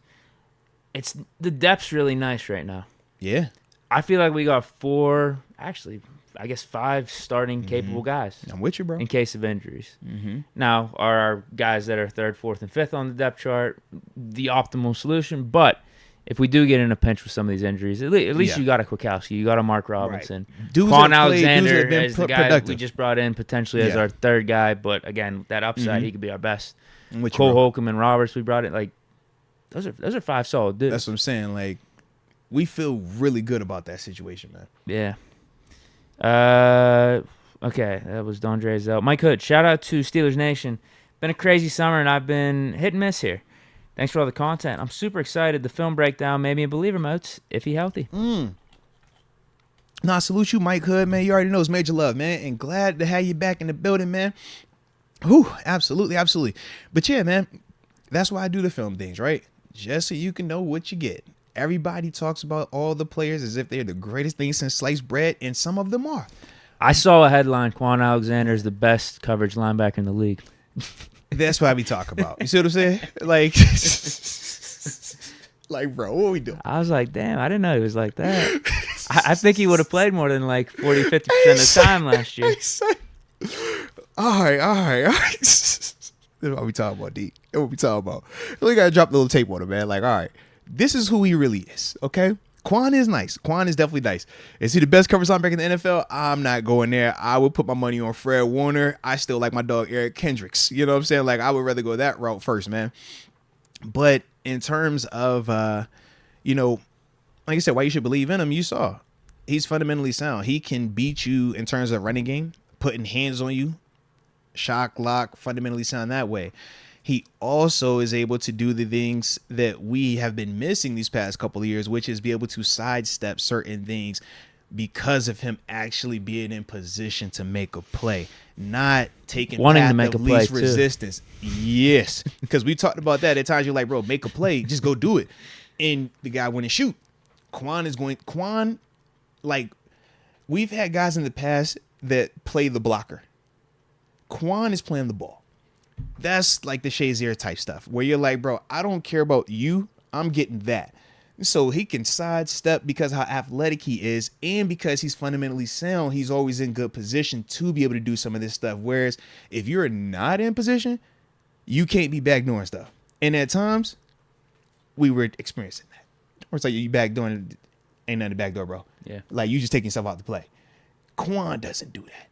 Even pre-snap, Quan is a communicator. You watch him on tape. Yo, he's checking the coverages. He's setting the deep. Like, that's the type of stuff that you want to see, man. So like I said, man, for me, I think this is a great opportunity for our defense as long as he can stay healthy, man. As long as he can stay healthy, this is a great situation for us. But I can't say that he's the best coverage linebacker in the NFL right now. Like, doesn't have to be. I think he's the perfect fit as is. 29 years old. Or he's about to turn 29. About to turn 29, yeah. Got a ton of experience in the league. Still has some juice. Bro, and that was the other thing. Everything that I showed on that tape was literally from last season. It was not a 2-year, oh, man, this is what he did 2 seasons ago when healthy. Oh, 3 seasons ago. No. Just last year, this dude was still going out there and being a productive player. Yeah, we don't need him to be prime Quan. Heck, we saw him when he played us. But, yeah. But if he could get back to that level somewhat, then this is a slam dunk signing. Yeah. Shoot. Because right now, if all he gives us is like depth linebacker, helps us in coverage, helps us in certain packages, that's all we're looking for. I'm with you, bro. I'm with you, man. But there's definitely an upside with his game. Yeah, because to me, I'm like, yo, you are capable. And you're still on the right side of 30 as well, man. Still on the right side of it, baby. Next one. Let's go, UW. So this year's top 100 has lost its credibility, already dropping Lamar to 72 from 36 last year. Ridiculous. You know how that goes, man. Who did they have above him? No. I heard your Fields. They had Fields over Lawrence. Yeah. That's ridiculous. Low key, Fields might be Lamar's in that same 72. range. Yeah. Fields over Lamar. Like, because I felt like Fields was in the 60s and Trevor was in like the 70s, maybe. I felt like that was the case. I could be off because I haven't really like watched it like that. But yes. Oh, man. That's funny. I don't really agree with Lamar being at 72, regardless of what transpired last season. The dude can still get off. We know what he's capable of, man. Yeah, I got to see what quarterbacks they have ahead of him. Yeah. I mean, I'd still have him in the top 10. Yeah. So, like, if that is 15 or 16 on the top 100 list, then that's different, yeah. That would be a snub. Like, if they got Dak or, like, Cousins ahead of him or something. That's the part where I'm like, I need to see. If they have Kyler Murray like, ahead what of does the rest of the list look like? That's what I want, yeah. That's the rest of the list. Booman 318. I pre-ordered Madden this weekend, getting ready for that league action. Yeah, he's in. He's in. He's the Browns if he wants him. A2A style. How can one retire when one hasn't made the team? Hashtag quit. It's a great question. Hey, well, he could retire because he was still employed. As long as he's employed, he's good. He wasn't terminated. So, yeah, he can technically retire, you know? Technically, he can. I don't know about Penn. Well, I actually do know a lot about that. He's not qualified for anything thus far, but he can say, you know, he was employed by the Pittsburgh Steelers. I don't know if it's going to be on his Pro Football Reference because he didn't get a preseason game. But no, he'll be up there because it was a transaction. Yeah. He'll have a Pittsburgh Steelers transaction, 2 transactions when he signed and when he retired. Does he got a chance at the Hall of Honor? He's short of the 3-year requirement. So, unfortunately, no for him right now. Fish momentum, week 1 starters, question mark. What position? Yeah. I would say, yeah. I know we've been talking linebackers. Like I said, I think for me, man, the inside, I would probably go Cole and Quan. But I just need to see them two together. I need to see, you know. Oh, so Roberts, you think is going to be more the rotational LB3 guy? I think early on because Roberts is like Cole. Cole, to me, I have slotted ahead of him, and he has the money. Quan is the difference of all those players outside of maybe Mark Robinson. But to me, Mark is still like Mark's mind is nowhere near Quan's right now. And it's not a shot at Mark. Mark knows it's major love, Mark, man. But Mark is going into year 2. You see what I mean? Like Quan has been starting in this league for a while. You know what he was in Tampa. You know what I'm saying? Like, he's been a part of some stuff where he done seen a ton of football. He done practiced and done 3-4-4-3. Like, he probably done forgot more NFL stuff than Mark even knows right now. So it's just that stuff is still going to have Quan really ahead of him. And then with the athleticism on top of that, that's the reason for me why I say Quan. I could see that for sure. Yeah. How were they starting him out in training camp yesterday? Well, the way they had it yesterday, he didn't. They'll probably start him off slow, like, right? When I saw him, he was doing the drill work, but more so stand next to coach, and I'm gonna talk you through everything. You know what I mean? Get a rep here and there, but it was more so like you go in, and I'm gonna tell you exactly what the call is, what the check is before you even go out there. So it's a different type of teaching for him because he's learning on the fly, but he's not learning on the fly like a young guy. A young guy learning on the fly, take the mental reps. You're not gonna get a ton of reps. You might not get a rep. You just watch it, and you go out there. Quan, because they're going to want him to be ready to play come week 1, is going to be, all right, look, man, this is the script, bro. These are the 4 plays you got coming up. The first 2 are going to be cover 3. Regardless of everything that we talk about, it's going to be cover 3 when you go out there. You got the hook. So it's like feeding him the info until he catches up and gets to it. Now, for him, he's played enough football. The big obstacle right now is just learning the verbiage because everybody communicates it differently. Yeah. And how we might check certain things, or if he's coming – in fact, he's coming from the Jets defense where they would zone concept certain things. Whereas for no. They actually match some of the stuff like how we match some of the stuff. So depending on how they worded it, it should be some similarities. Not like he's coming from like Buffalo's defense where up there they zone drop a cover 4. Pittsburgh, we match it. It's like man to man for us. Right. The Jets with Robert Saleh, they match it. Mainly because they got that boy Sauce on the backside, bro. It was crazy watching how they play some of their coverages. I'm like, yo, that's cheating. I love it though. But with Quan, he's gonna have some familiarity with that already. So I think for us, it's just gonna be whereas in New York, from what I saw on tape watching them, they more so wait till the receiver running back crosses the line of scrimmage. Whereas for us, what do you usually see us do? We go and get them. We're hug on it, man. Make it look like it's a blitz dang there. You know what I'm saying? But go get that. When we talked about Spillane, right? We said the one time you seen Spillane struggle is what? You got to sit back and wait on it. Don't wait. We go and get it. That'd be the only thing that's probably different coaching-wise for him. But he's a dope player. That's an easy coach. You know what I'm saying? That's an easy fix right there for a guy like him. So like I said, my big concern is just stay healthy, bro. Nick Y. 918 and the 412 from my grandma's 90th. Hit me up. Let's go, man. Oh, that's dope. Shout out to grandma on the 90th birthday too, baby. Scrooge Greedy, 918. Tulsa, Oklahoma. Off them garlic cookies. Ooh, yes, sir. Steeler Nation. Facts. And he joined the upper room. Yo, first off, Scrooge Greedy. Welcome to the upper room. Yes, indeed. Yes, indeed. But yo, them garlic cookies, that's one of my personal favorite. Absolutely. Yeah, you a bad one for them garlic cookies. Man, you got me over here. Ooh. That made me happy right there, D. He's speaking my language there. Alexander Watson gifted a Moats membership to Leo Warren. Shout out to Alexander Watson being a dope individual paying it forward, and Leo Warren all the way from Killeen, Texas to 254. Welcome to the upper room. Yes, indeed. Yes, indeed. Hammer Baked. Local radio in the 410 has us 4th in the North. Thoughts? Well, the 410, that is B-more, right? If I remember correctly. So, you know, I wouldn't expect anything less from them guys over there, man. I love it, though. That's what we want. We ain't worried about them. Yeah, man. I like being overlooked at this point. Absolutely. That's fine. I mean, we are building such a stacked roster Seriously, right now. I'm loving man. what I'm seeing out of camp from all these young guys. Overlook us, man. Yeah, overlook us, baby. Absolutely. But I will say this I think also. we're going to be really good this year. I look at it 2 ways. I love what we are building right now, and I feel extremely confident in this group. At the same time, I can understand if you're in Baltimore and you're not as optimistic about us because we're more younger when you're talking about, in contrast to Cleveland, in contrast to Cincy, or even in Baltimore where it's just more like proven commodities. Sure, you can make a case for that, putting us at 4th. But in terms of us who've like watched these dudes, been studying this thing, following it this whole process, we know what these young dudes are actually capable of. So that's the thing for me, man. I'm like, I can understand why they would put us at 4th, whether they feeling real about it or if they hating on us. But either way, for us, I think, man, we just got to go out there and show it. We're more than capable. Absolutely more than capable. We just got to go prove it.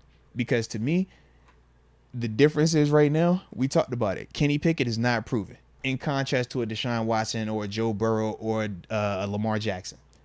But when we're talking about is he capable, is he talented, you can make that case. When we talk about the receivers, is George Pickens proven like a Jamar Chase, like a Amari Cooper, like an Odell Beckham? No. But do we feel like he's capable of doing that? Absolutely. And those are some of the things where I'm just like, man, hey, let them talk the way they want to talk. Let them feel how they want to feel, baby. We straight, though. Yeah, keep sleeping. We about to run the North. Absolutely, man. Okay. That was Hammer Baked. He also just threw us a buck. Man, well, shout out to you, Hammer Bake, man. We appreciate you. And I like the name, too. Michael Emmanuel. Man, this middle linebacker group is still not solidified, in my opinion. Good pickup and great name, but it feels like the Miles Jack signing. Thoughts? Miles Jack was a dope player until he got hurt. Thoughts? Miles Jack was on pace to have 200 tackles here before he got hurt. The groin, remember? Thoughts? Where we at, man? How you feel about that? To me, I was the big fan of the Miles Jack signing. It was just the groin pandemic. That changes a lot, man. When dudes get hurt, their game can be negatively affected by it, man. That was the only reason why Miles Jack didn't work out long term here. If he stays healthy, man, we're not even tripping about any of this. But when you get hurt, along with being the highest paid dude on our team at that position, right, inside linebacker, that can't, it just doesn't look good. And then I'm sure at some point they asked him, do you want to take the pay cut? He probably says no. And then that's what we did in terms of, moving him from the roster and stuff like that. But in terms of his production, when he was healthy, he was actually balling for us, man. He just got the growing stuff, man. And yeah, you can't get hurt, man. Getting hurt kills you. Yeah, I thought that was a great signing last year. I was probably more pumped about the Miles Jack signing than I am for the Quan signing. Yeah, I mean, shoot, I was more I'm pumped about both, but like Miles Jack, you knew exactly what you're getting. He's going to be our best linebacker. Absolutely. It literally was when the growing happened was at week 7, week 8, whenever that was, like mid-season point, and it just lingered to the point where didn't he miss a game? I want to say he missed some time too, but it was definitely a those point last where, like 4 or 5 games, it was iffy. Right, it was points where I know for a fact people are talking about at practice like, yo, this dude is barely walking around out here. You talking about going here and play? I'm like, you playing linebacker. The groin is what you need the most in terms of your shuffle. If you ain't got that, you don't have anything. And Miles is a fundamentally sound dude. But that, to me, was the reason why the Miles Jack signing turned out to how it did on the back end of it. But as you've heard us talk about Quan multiple times, what has been the common thing that we keep saying? He has to stay healthy. As long as he's healthy, we're going to be fine. If he can't stay healthy, then yeah, you might have some type of thoughts about Quan as well. But when these players are healthy, man, they're productive players. A2S style with Quan here. I don't think it's a good thing for 93. See, I'm not tripping on 93, man. He's good. The player that I low-key was tripping on was what number does Quan have? It's Bell's old number. He's 26 now. No, it's not Bell's old number. It's somebody else's current number. McFarland. When they start giving your number out, you better be ready, man. All right. I thought McFarland was looking good. All right, you better make it clear. They ain't give out nobody else's number. He's not looking that good, you're saying? It's 226, it's 253s out there. Who's the other 53? Nick Quick, if I remember correctly. Okay. Yeah. Huh. Whenever you see the double numbers for the person that was their number at the beginning, usually that's the one that's the message for. You don't see 2 8s out there, right? No. You don't see 2 14s, right? 2 9s. I guess it was available, right? Yeah, 8 wouldn't be available to Quan. There's 2 21s out there, though. Oh, yeah, Hakeem Butler. Okay. Yeah, that's a good point. Uh-huh. Forgot about that. Yeah, and who was the original 21, though? Norwood. It's Norwood, yeah. You see what I'm saying? It's like, you just got it. When they put the double numbers out there, just start watching. Like, all right, you telling me something over here. I'm watching it. Because I know you both can't keep number now. Somebody ain't going to be here. That's a great thing to bring up. Didn't even think of that at all. Mm-hmm. Shoot, they ain't even got 2 2s out there. Okay. All right. They might give that to that slot corner we signed. You never know, right? If he gets number 2, you're like, all right, I see what's going on here. I peep what's going on. All right. Some pics I peep what's going on. So, should be honest. You know how it is. They gonna always overreact with Mason. I know I saw one where I thought it was just a dope play. Number one, Kenny Robinson, man, he had a pick on him and 7 shot. Yeah, shout out to him. But just walked in. He was the whole player. Not the whole play. It was cover 3, but he was the drop down safety in the box. Did a good job holding it. It was, Mason having to get the ball out right now in terms of like throwing a slant on the backside. The receiver had inside position. He just never saw Kenny hold that joint and step in. And yeah, to me, I'm like, all right, yeah, I can go and bash Mason for the sake of bashing Mason. But to me, I look at that as he's more been of bashed Kenny. Enough. Yeah, but to me, I'm like, yo, that was a dope play by the young safety, holding the disguise and then stepping into it and catching the pick. That's kind of how I looked at it. But you know how it is, man. Mason's a guy that everybody, like, he's low hanging fruit. So if he does anything wrong, people go crazy about it. If it's a pick, it doesn't matter if it was tipped, doesn't matter if it was a dope play. We just talk about him being picked. Now, he did have, not the best, in terms of having some turnover stuff like that. But to me, you still can see that he's the third best quarterback out there. It's not even a debate to me.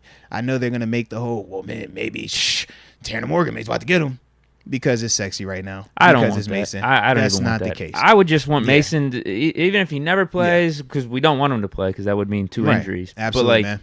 Never gets on the field, never contributes anything like that. I would just want him around for Kenny. In that quarterback room. To me, that's when where the I value watch is. Mason as the third quarterback out there, you're getting really good varsity reps. And why is that? The ball's not on the ground.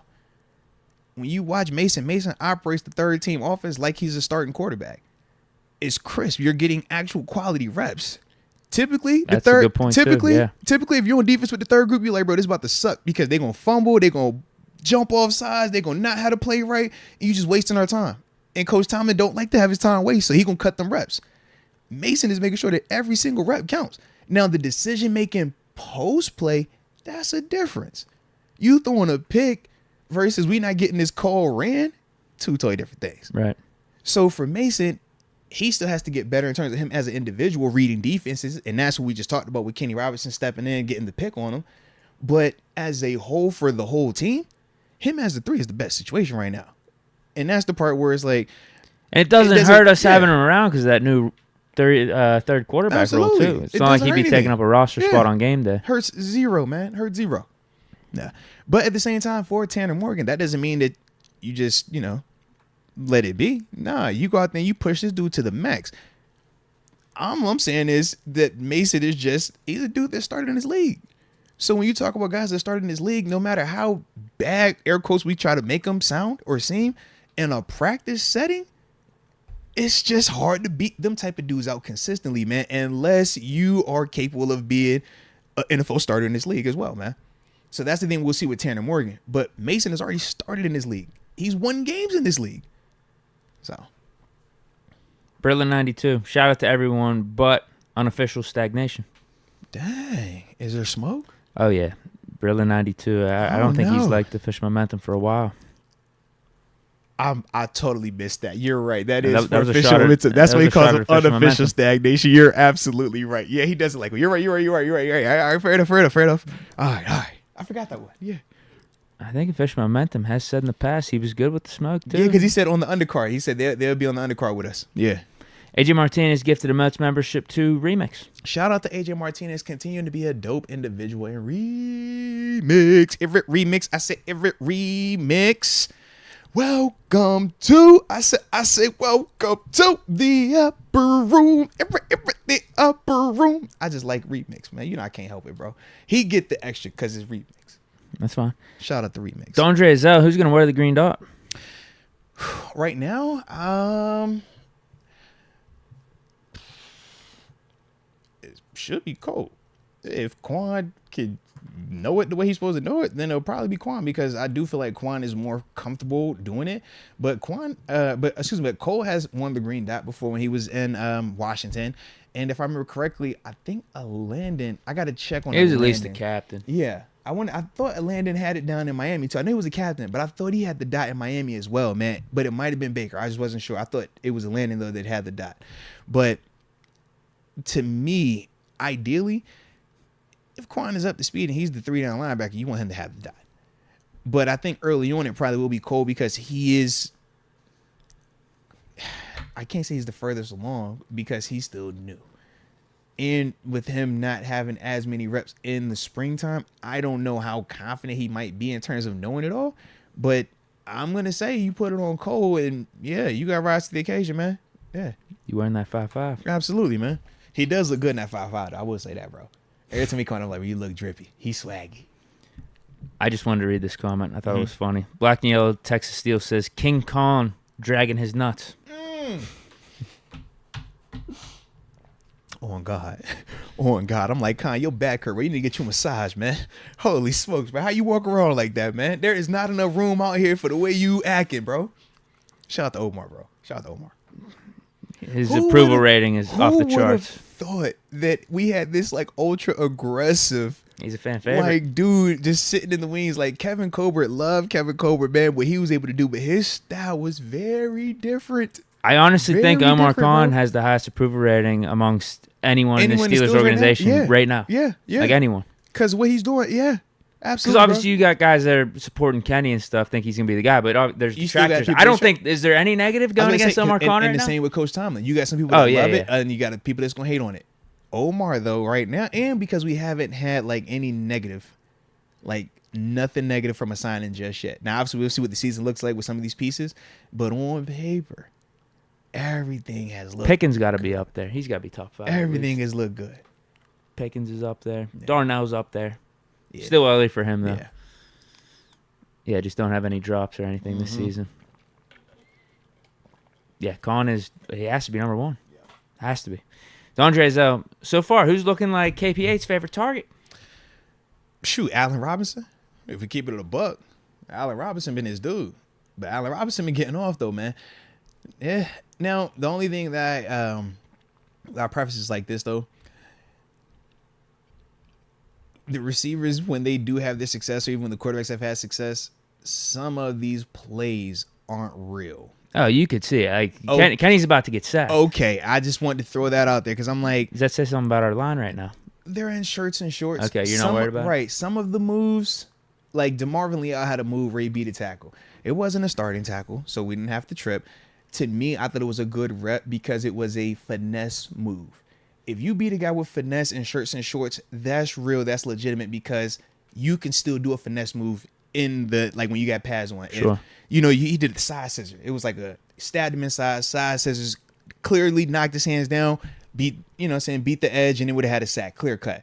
That to me is a good rep. If you're running and you bull rush this dude or you speed the power this dude or something, that's not a good rep. I don't care about those. Like, get out of here, you're trash.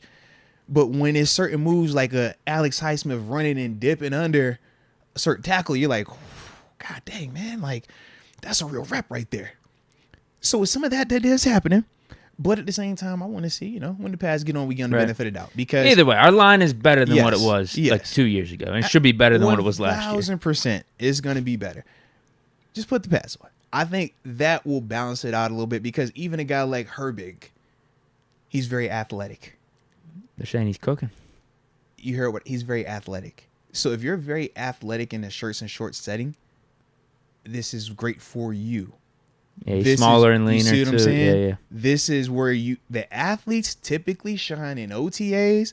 They typically shine the first couple of times in practice and training camp before you put the pads on. You hear me and TG joke about he loved OTAs. I hate OTAs. I want pads on. I want to hit you. He's an athlete. Let me make you miss, feet look pretty. It's just a different type. You know what I mean? So for me, when I think of the trenches, they got to get them pads on, bro. Because I done seen too many dudes look elite with speed rush, elite with the spin move, elite with a dip move, and you put them pads on, and it goes out the window. Not saying that's going to be the case with Herbig. I think Herbig's still going to be dope, but I just think it comes down just a notch. Because, it's been some moments you're like, all right, bro, are you TJ Watt, bro? Like, because he's had some moments where it's like, yo, I saw some of the Herbig reports that said Chase Young who. Okay, it's like he's Chase flashed. Young wishes he was Herbig. He does some stuff you're like, hey, bro, you looking real TJ-ish.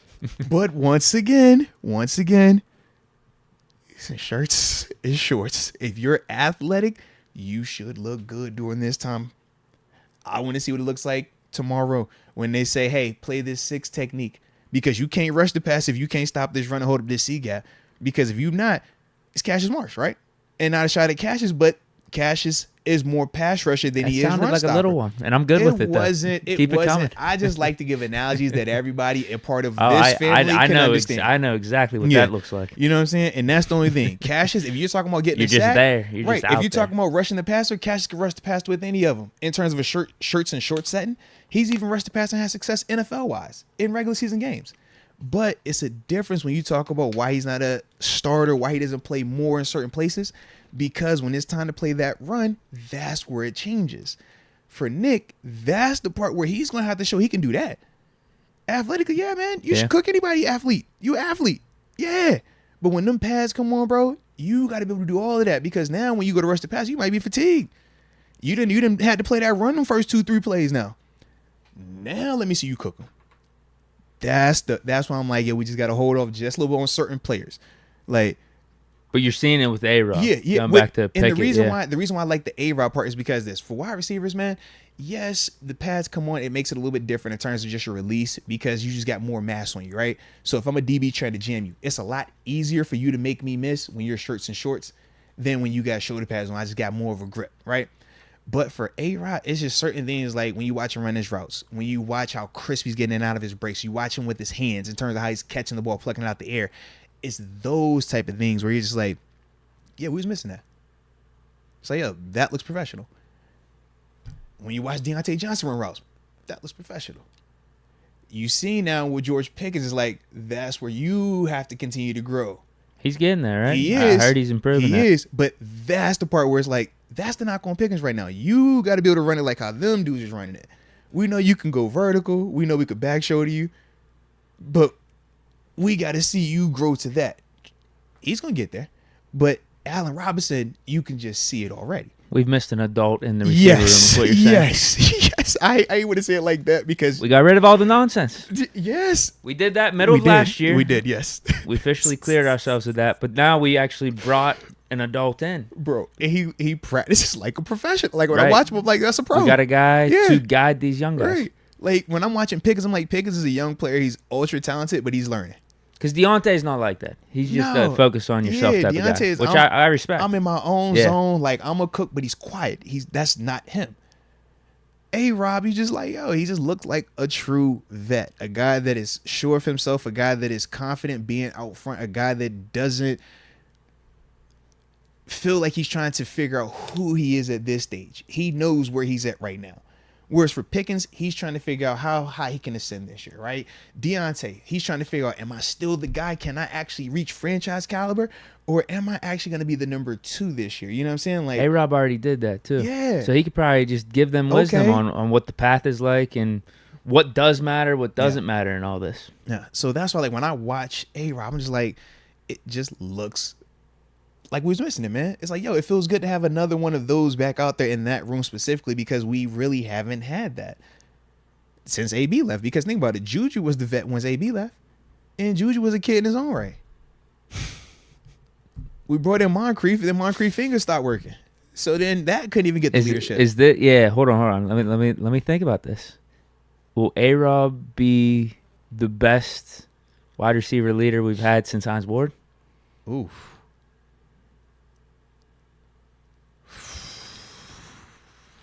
I think there's a case.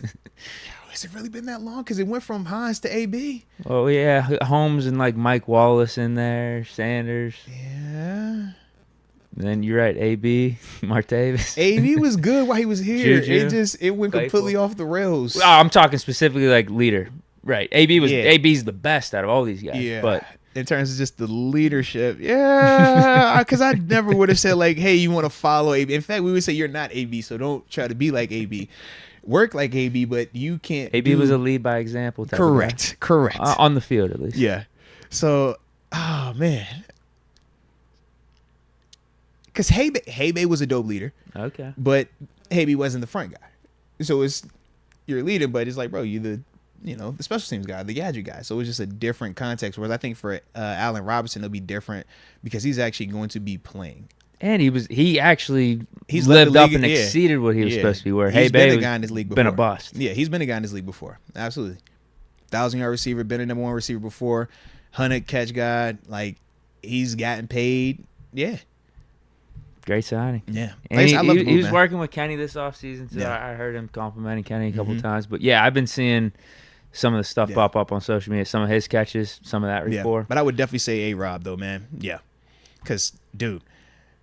That's only a plus too, because I don't think you're gonna come out and say like, oh, something's missing between Kenny and Deontay, or something's missing between Kenny and Pickens. No. Yeah. Because It's you just like this know, is only house money those now. are there. It's just Plus the Calvin Austin element. right. Calvin is his flash. It's just, to me, when you talk about them first couple of days, the one constant that you could count on every single practice was Allen Robinson doing something where he's like, bro, he done routed something up over here. Oh, he done caught that. Oh, hey man, would he have made that tackle in the back? Oh, it'd have been iffy. But then you got to preface it with, it probably would have been a sack, though. That was the only I've problem. seen a couple. You know what I'm saying? Yeah, that's the only problem. Yeah. But I definitely rock with A-Rod. I love like watching how he works out there. How he's like just his professionalism out there, man. Nice. AJ Martinez gifted a membership to Jonathan Stevens. Shout out to AJ Martinez, spinning the block, continue to be great, and Jonathan Stevens. Welcome to the upper room. Yes, indeed. Yes, indeed. Tyler LaQuatra, is Cal Juszczyk a good comp for Connor Hayward? I'd say no. So why you say no? I'm trying to think. I think Connor, he's a little bit more receiver than Juszczyk. A little more slender. But in terms of, if he's just going for it, we'll move him all around all over the place, and he could be doing motions and help with blocking, and I could see that. I just think they're different body types. They have a little bit different skill sets. Because Juszczyk to me is still more true fullback. Right, yeah, he's closer to that. Yeah, whereas Connor is closer to tight end to me. I look at Connor as like undersized tight end, like true H-back. Whereas I think Juszczyk is just like a super athletic, gifted fullback. Hey, they both, yeah. I heard Hayward's been cooking, though. No, Hayward's straight, bro. Hayward, yeah. I like Hayward, bro. Dude, we got so many weapons. Yeah, absolutely. I just, like I said, I'm ready to see like it. Calvin Austin's, we're talking about him being like our fourth guy. I'm still waiting to see Darnell with the pads on. It's massive out there, bro. They usually like, bro. How's that going between him and Gentry? They haven't really put anything like serious like that going on. And what I mean is this, like, you'll see them getting occasional pass here or there. But the real question is going to be when they put them pads on, which one of them two is consistently moving them people out the way in the run game? Better blocker. And if we're trying to take shots out of 12 personnel, who can block the DN, who can block the outside linebacker the best? Whoever can do that the best is going to be the guy who wins that. You know Moose going to be running the routes. But I do feel like we're going to still have that 12 personnel like feel. And that's going to be the guy that has to be able to block the DN if we're playing the Cincinnati Bengals, the 4-3 teams. And he got to be able to block a TJ Watt, Alex Heisman when we playing the 3-4. Whichever one of them do it consistently, I think that's going to be the guy. Now, Gentry has already shown that he can do it. I feel like Darnell could do it to a better level while giving us the receiving part. And that's what makes him so exciting and intriguing to me. But he got to make sure he can block better than Gentry in terms of NFL blocking. No, he could do it in college. But we know NFL players are a little bit different. 12 personnel. That's 2 tight ends. 2 tight ends, 1 running back. Yep. What's the one with 3 tight ends? Is there another That's 13. receiver? Yeah, 13 personnel. So it's 1 We need to running start doing back, that. 3 tight ends. So you could potentially do With move. is that with a receiver too? Yeah. You still got your 1 receiver out there, but you would have Pickens. move. Have You could do Pickens out move. You could do move. Darnell and Connor with Najee in the backfield and Pickens your solo receiver, and you dress that thing up 3-by-1 where you bunch it to the front because you know Connor can still run a route. Pat can still run a route, and Darnell can run a route. But you make that defense play base because if they show up in nickel with your 3 big tight ends like that, man, you'll check it to a run. They couldn't block it. But then you still got the one-on-one on the backside with Pickens because you've put the formation, away from him. And I will say this too. Speaking of formation schematics, I might be running that in Madden a little bit. I can see Watch out. you. I can see you. I wanted to talk a little scheme though. Shout out to Matt Canada. He's been in the lab this all season, bro. But it's funny how you sure it's not Kenny telling him what to do? I know for a fact what I'm watching, bro. I know for a fact what I watch. People gonna paint it however they want to paint it, but it's a clear. Sure, Kenny didn't give him all these. It's concepts? a clear difference, man. But the funny thing is, this is a clear difference when you watch him call the calls for different quarterbacks. Though, this is the first time where I really see him like really put his thumbprint on certain calls.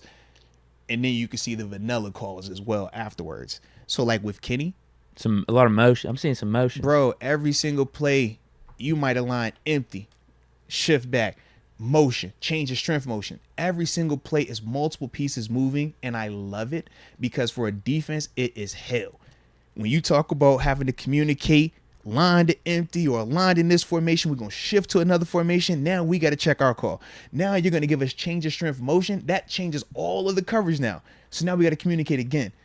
And then you might change it again. Like I done seen one where it was like, yo, they aligned in one thing, shifted to another formation, flipped the tight ends, gave you change of strength motion, and then threw that joint over here. I'm like, bro, it was a blown coverage. They had no clue what to do. Is it the Pickens touchdown? Yes, absolutely. And I loved it. I'm like, yo, all that was scheme. That's all Canada. Y'all can say what y'all want about that man. He been in the lab. It was a beautiful throw and catch after that. But literally every time when he has his group that he wants to see certain plays with, you see all of that movement happening. And then you see where he's just kind of like, I just want my players to be players. And it is static. They just literally aligned Mason. When Mason was out there, it was static. So that's why I was kind of like, yeah, we can make a case that, oh, man, Mason's playing bad right now. But to me, I don't necessarily say that Mason's playing bad. I say defense made a good play. Canada's but also sabotaging Mason. But I don't say sabotaging. I just think it's certain things you want to see. Yeah. So you want to see the ones get all the movement because if they can handle it, then maybe we can give it to a 2-rep. But if my ones can't handle this, I'm not giving it to you guys. Nah, they got to figure this out before y'all can figure it out. That's just typically how you operate it. So when you watch the one group, everything is moving. They making it where it is very challenging on that defense to communicate. Very challenging on them. And then you see them other groups come out there and you're like, oh, just line up and play ball. I'm like, you know, it's a blitz coming right now. I can see this blitz coming. Everybody can see this blitz coming. Nothing changes. Just call the call. I'm like, oh, this is nuts. Oh, that's great to hear, though. Yeah, but that's some of the context, though. And that's the thing where I'm like, they're not going to all talk about that like that because, number one, that doesn't fit a narrative. When you're trying to make a narrative about a Canada or about a Mason, it's like, yo, nobody wants to hear that. But in terms of just giving context of why Kenny has looked good at certain times or even why. Yeah, you want to talk about most hated players. Right. We talked about approval rating. Most hated players, Canada, Mason. Yeah, it's definitely Canada. Top 5. Yeah, definitely Easily. Canada. Yeah. Top 5. Yeah, Canada's 1. Yeah, Canada's 1. Mason's what, 2? Yeah, he's up there. He's definitely in there, you know? So that was kind of how I felt. I'm like, yeah, could he have had a better read? Sure. But I think that if you're giving him the pre-snap shift, the motion, change of strip, it's going to be a lot easier on him as well. But that's just the nature of when you're with the 3s and the 2s versus the 1s. 1s always get the sexy calls. Now, we also will get the more challenging stuff as well. But that's because we've earned it. We're the 1s. If you're not in that group, that's some of the stuff you got to deal with. The 2s is a sweet spot. 2s, you get a maybe 1 or 2 of the exotic. Everything else is vanilla. That 3 group, bro, they just calling basic calls, and you're just like, yo, figure it out. Can my guy be better than your guy? Yeah. I'm liking what you're saying, though. Yeah, man. This offense got a little bit more potential than most would have thought, maybe. Yeah, but no, a little more electricity. Seeing the amount of pre-snap movement on offense, I love it. I love that because as a defender, just knowing what that does, just you lining up in 2x2 and you going from 2x2 to 3x1, just that as a defense, you're like, all right, we got to talk this out. How we playing this? But then when you can go 2x2, shift to 3x1, then you motion it back over here to 2x2, you went right back to the exact same call that you wanted anyways. But as a defender, we've had to change it 3 times. In a stadium of 70,000. And then you just snap it, maybe do a handoff. Okay. Yeah. And now we like, but we didn't have to do all of this stuff just for you to hand that ball off. But if he didn't get that check, now you got what you're looking for. If I'm a little late to the party because I was over here first, then when you shifted the formation, I had to go on this side of the ball. Then you changed strength motion. Now I got to flip back with this dude. Well, hey, man, am I still tripping on this A gap or am I thinking about this coverage right now? That's some of the stuff. So now when you're talking Najee, okay, Najee eating. But now imagine when that play action pass comes after that, man. And you done all this. You just hit him up the seam right there for a touchdown. Bro. Yeah. Come on, man. That's the stuff I'm like, man, that's what you need. That's the stuff where it's like, man, if these guys are as talented as we think they are, if you're going to make it a little bit easier for them because now instead of them always having to win a one-on-one, you're actually scheming up guys getting open. That's the stuff where it's like now you can see this offense take a next step, but you can also see this coordinator in terms of Matt Canada take a next step. It's one thing to get you a one-on-one. It's another thing when you're able to actually scheme something open. And that's some of the stuff where I'm hoping it will continue to translate from just a couple of practices that I've seen so far. But that was the part that did have me really optimistic about Matt Canada. I mean, since we're kind of on the topic, can we just get into this? Oh, let's talk about it, man. Kenny's been cooking, huh? He looked good. He's had, like, obviously, I thought the one day, this was Saturday's practice when it had rained a little bit, the offense as a whole was off. And obviously it doesn't look good on him. But to me, every time that he's had maybe a practice where you're questioning, all right, the offense didn't look as crisp today, he's always come back that next day and lit it up. And that's the one thing that I love about watching him right now. Like, he looks good. He looks confident. And that's the other part. Like, he's not looking over his shoulder. I felt like last year at times when you're competing for a spot and it's truly open, yeah, you just don't know. You're always going to be peeking. What is this coach thinking? I know what the fans are saying. I know what the media's saying, but what are they saying about, like, what does the coaches actually feel about me in this competition? This year, that's not the case. Everybody out there knows it's and you're Kenny's just still job. trying to learn the playbook and stuff too. Yeah. You watch Mitch helping him every single time. Whenever he's done, he's talking to Mitch. It's like, yo, this is what you want. Mitch is that guy, man. Mitch bought in. He's bought in. And that's the I'm one part a big that I Mitch like, guy man. now. I do like that part, man, because speaking from experience, man, that's not easy to do. When you feel like you could still get it in and you feel like you could still be a guy, when you take that role of, all right, man, I'm going to be the mentor. I'll take the back seat. Big time salute to him, man. Big time salute to Mitch. But he's bought into the role. And I think that's only making it a lot easier on Kenny as well. But not just Kenny. I think it makes it easier on Matt Canada and Coach T. Because now I don't have to worry about, okay, well, if it's a competition, let me make sure I'm not just giving this dude the good plays. Let me make sure I give him some good plays. All right, man, well, shoot, he looked good today. Well, should I give him a little bit more? Not that, it's like, no, we don't have to worry about none of that. You don't have to worry about the petty You don't have to worry stuff. about none of that, man. Yeah, it's like, yo, this is the guy. Make sure the guy's ready. And that's the part that I do feel excited about, man. Yeah, the two things I noticed from afar was Kenny looks like he's controlled this offense. Mm-hmm. Like he's almost ready to do what he was doing senior year. Yes. Pitt, Mm-hmm. sit back there, pick apart the defense Mhm. and stuff. And then the second thing, I don't think he's lying about that arm strength improving either. To me, I think he's throwing some lasers. I mean, put it like this, man. If that's like the way you want to push it, sure. I think his arm looked good. But I thought it was always fine. fine, but Yeah. I mean, the whole conversation came about this offseason when I think a report came out. I don't know if it was his QB coach or something. Some came out. Yeah, I remember. And I then remember they that part, asked yeah. Pickett at training camp Mhm. and said, like, he said, yeah, I work to Yeah. do all different type of stuff with like my arm Mhm. strength and whatnot. And like this offseason did some core things. And yeah, I think it did improve a little bit. Yeah, to me, man, I felt like I always thought he had a good arm. Like, I did. Yeah, we That's- saw that last yeah. year. I remember I went on my whole spiel. I was Right, like, I we've don't want to talked about hear this, another yeah. question about Kenny Pickett's arm Right. strength at all because he just did it against the Raiders in like Yeah. negative 30-degree weather. Absolutely. Outplayed Derek Carr, made all the throws Yeah. you needed to make. But if you get a little bit better throughout time, I mean, the one thing that I'll be interested to see, and I actually had a chance to talk with Charlie Batch when I was on the Steelers show.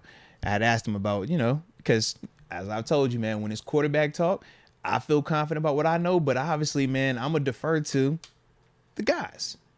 You know what I mean? Dudes actually played that position, man, that know it and have lived it. One of the things that C. Batch said was, man, he feels like Kenny has definitely shown a ton in terms of his improvement, in terms of just looking like he's confident, ready to be the guy.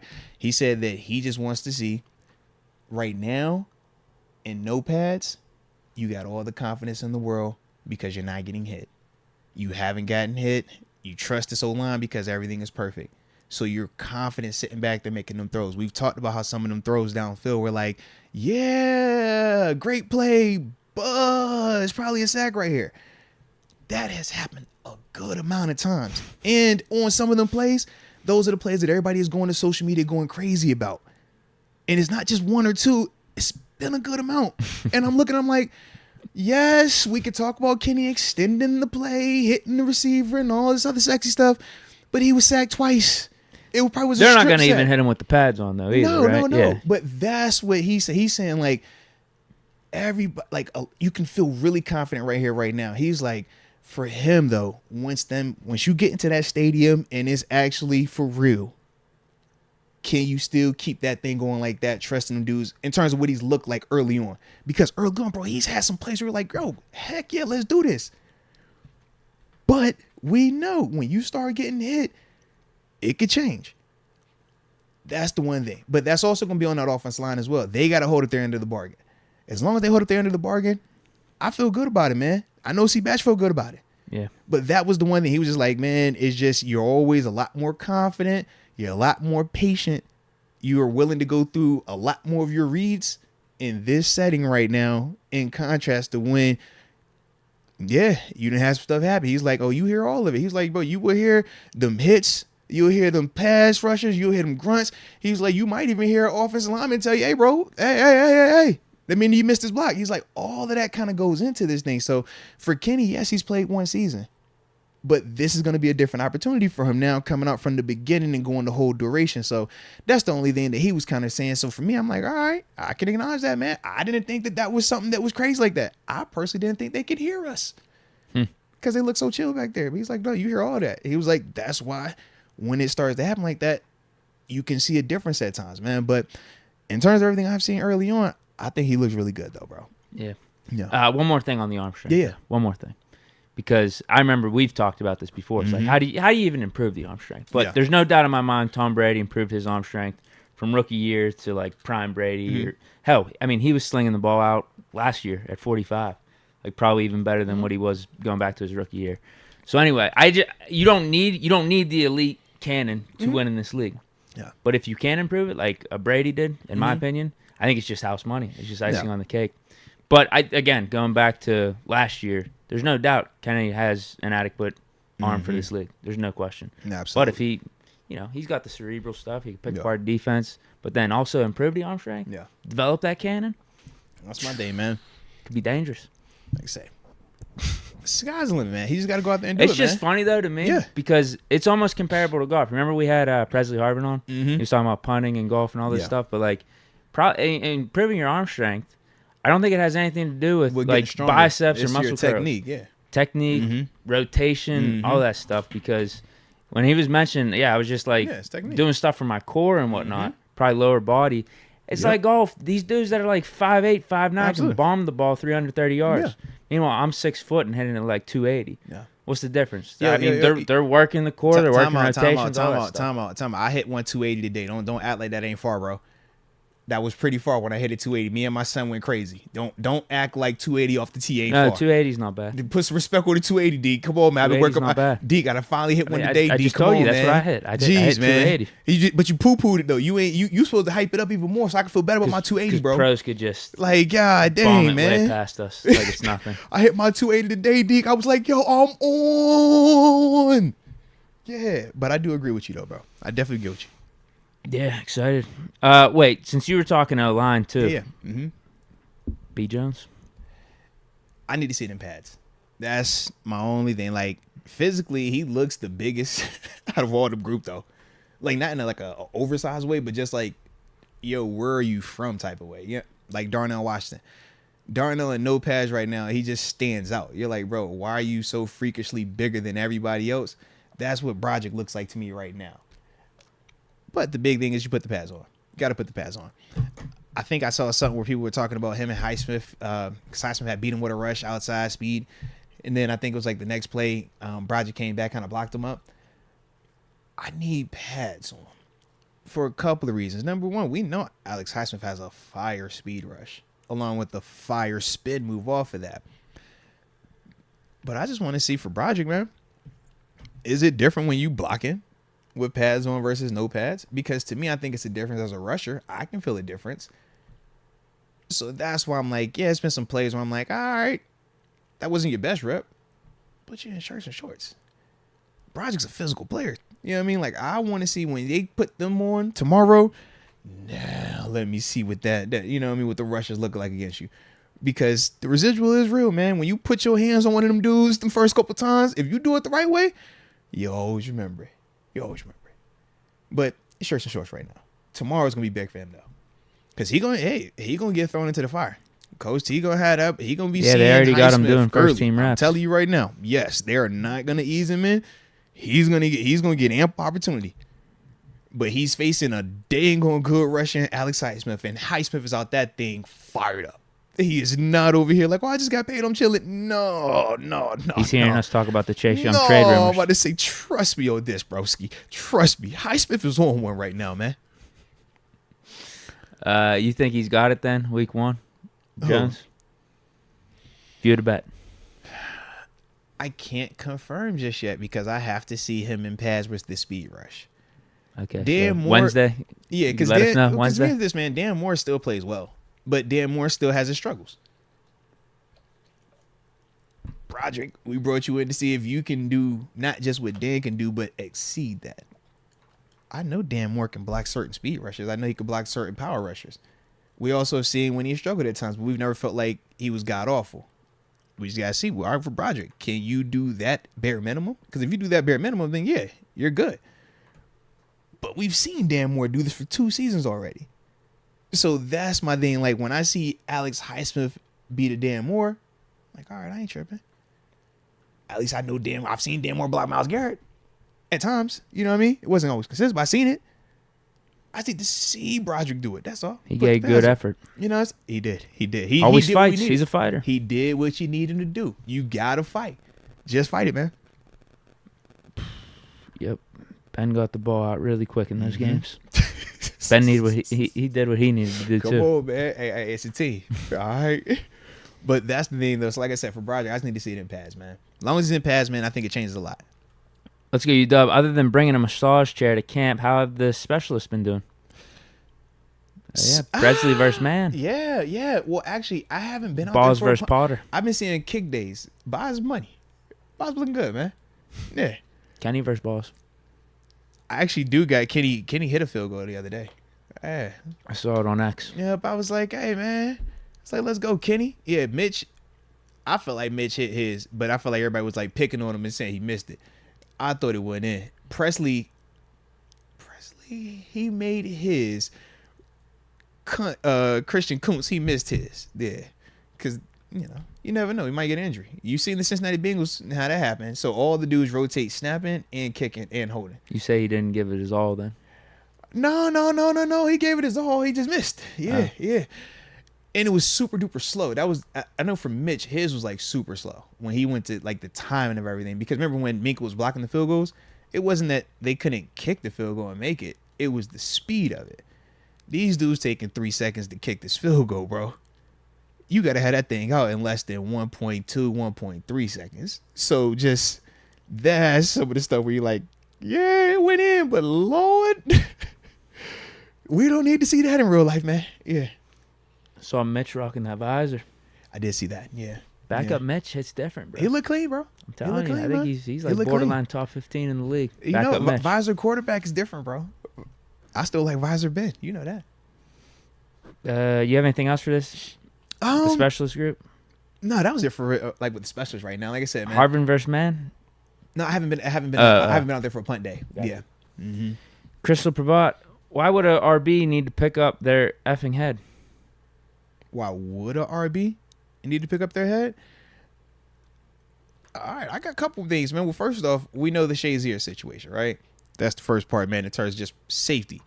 The second part, though, is for their vision. Sometimes when you hear a person say, man, they need to pick up their head, it's kind of like the figure of speech of like, man, are you running with your eyes closed? Like, what are you looking at? Because your vision, you not seeing certain holes, or you running up, the back of one of your offense linemen.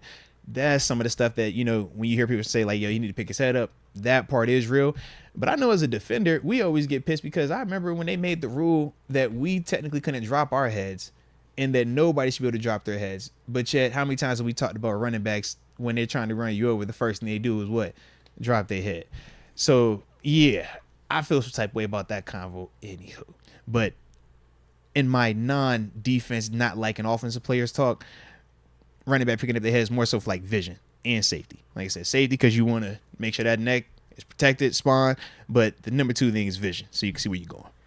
Robert Bannister has dropped his first super chat. And it's shout out to Robert. Shout out to just Robert, $1.99. Let's go. Didn't have anything to say. Just want to give us some support. No, respect. And I did want to go back. So I saw what Sean McCartney says. I think he's talking about what Robert said to Harris. I don't know, but if they're talking to Landon Roberts, maybe telling Najee Harris to keep his head up or keep his effing head up. or pick up his effing head, then yeah, it's because they're in OTA style practice right now in shirts and shorts. Najee runs the ball hard. Absolutely. So he could definitely be saying, man, when I'm going to fit you up, bro, pick your head up, man, because if you put your head down to hit my shoulder, now I'm dealing with a AC sprain or something, you know what I mean, from you putting your helmet down when we in you know, helmet attire. I mean, we're not in shoulder pad attire. So that could definitely be it as well. But that goes back to just the whole play safety part, right? If we in shirts and shorts, bro, you not about to run me over. I'm not trying to tackle you either. So pick your head up, man. Don't give me that. Nah. You mess around, get a fight behind that. Absolutely. Yep, that's what the headlines are reading. Yeah, Landon Roberts calls out Najee Harris at practice. Yeah, facts. Yeah, make him want to punch him in the face, bro. Absolutely. Yeah. Big 772. Heard that Mason is not doing well already. Well, we kind of talked about the context with that, man. Some of the turnovers you can make a case on, but at the same time, I do feel like some of the style of calls for him, from what I've seen, haven't also been the most creative for him. But he's also with the 2s and 3 group, so that has also changed some of the dynamic for him in terms of what you call for a player like that. But I'm not tripping. To me, Mason is still the 3rd best quarterback on this roster from what I've seen out there. It's going to be fun, though, man. I want to see where Tanner Morgan could potentially push him to, but I'm not about to sit here and act like Tanner Morgan is better than Mason Rudolph. We should just, oh, yeah, man, Dad, keep Tanner over Mike. Nah, we ain't going there just yet. But Mason could be better. But at the same time, he's the 3rd quarterback for a reason. That's the other part of it. So it's pros and cons to what we're seeing from him, from my perspective. But I just feel like with Mason in Pittsburgh, we know anything that's a negative for him is going to be amplified. And some of it is deserved. But you just got to understand that context. That's all. Sean McCartney, how do you think the inside linebacker rotation will look? Well, yeah, we talked about that. So for me, man, I think it goes Cole Holcomb early on. I think Cole and Quan are the guys. And it's solely because Cole has the most money of the group, the new money of the group. And I think that athletically, between him versus a Landon Roberts, I feel like Cole is further, I think he's more capable of certain things athletically. I love Mark Robinson, big fan of him, and he's making some noise. I just don't know if week 1 he's going to be able to, per se, already know enough, be clean enough, and consistent enough to beat out a Cole Holcomb. To me, Quan is the best of the group if he's healthy because of what he's already shown, and his skill set is different than the other 3. Mark Robinson is probably the next in line that I feel like is capable of doing some of that Quan stuff, but Quan is different in that sense, man. Like, when Quan runs and moves, you're going to see it. You're going to be like, all right, yes, we got athleticism, but that's just more athletic, more faster. So that's why I think Quan is going to be one of them guys that's going to be out there for us. I just think Cole is the one that stays out there of the group right now. Let's go, you Dub. Speaking of receivers, you see Eli Rogers kind of go off on Seven's boy Switzer. No, I did not. Shout out to Eli. I did see him tweeting. I think it was this weekend. Yeah, every once in a while, like he'll pop up, man. It'd be like Bill Wright. He always changes like Twitter handle, man.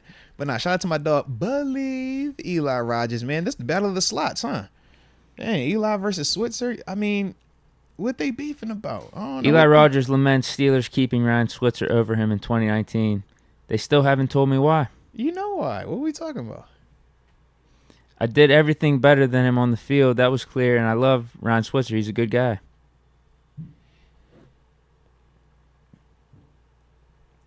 Man, you know why they kept him, bro. Come on, man. I thought I saw he said something else, too. Did Switz have a response? I didn't see that. No. Yeah. No seriousness, man. Why you got to bring that up now? Yeah, I mean, it's really random. Yes and no. As a player, it's never random because as a player, this is your life. This would be like... He's not wrong. I mean, he was better than Switzer. Right. There's no question about it. But think about it and think about his life and the trajectory has been on since that decision. We talk about making the NFL. It's like a life's work, bro. Like, you dedicate so much time. You sacrifice so many years to then get here. and now essentially you lose your spot and it wasn't performance related. That's some of the stuff where it will really have you questioning life. Like, bro, like, how did that happen? What you mean you released me and I outplayed it, or I was better, or, but the politics of football, man, is real. Like, if the team wanted to go in a different direction, or they felt like this guy was better in, you know, his relationship with a certain player, and that player mattered a lot more, then it's like, yo, you know, you make that move like that. But for Eli, man, I mean, I get it. I could definitely understand it. There was another tweet. I thought I saw another one. No.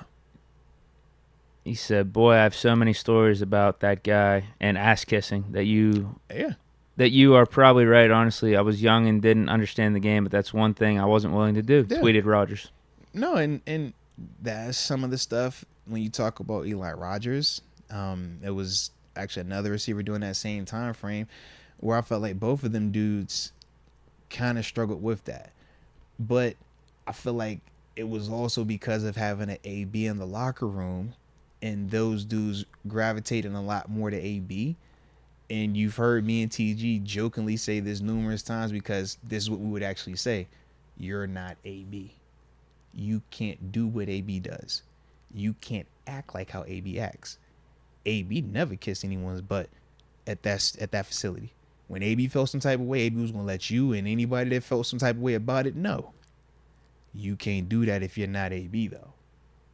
So what he's talking about of, yo, I wouldn't do that, it's like, yeah, we've seen that. And it's like, yo, try to tell him, like, hey, man, you not that. Not yet. We think you got talent. We think you dope. But that's AB. AB can show up when he want to show up. AB can talk how he want to talk. AB can operate how he wants to operate. But it's AB. And I just feel like for him, he kind of fell into that trap a little bit. Okay. So when you bring in a Ryan Switzer's not going to operate like that. Switzer's doing it like you just said it, right? Checking all the boxes off. Doing all the little things right. Trust me, man. I've had that moment, man, where you're like, bro, I can't stand this coach. I can't stand him. But I got to make sure I show up to this extra meeting, even though I know already the stuff that's in here. Because if I don't, they're going to look at this and say, oh, he's not committed. Let's go shopping. Or he's not committed. Let's go with this other player instead of you. You're like, bro, I already know what we're doing. That's what I was about to ask. Does that have to be considered ass kissing versus just doing your job?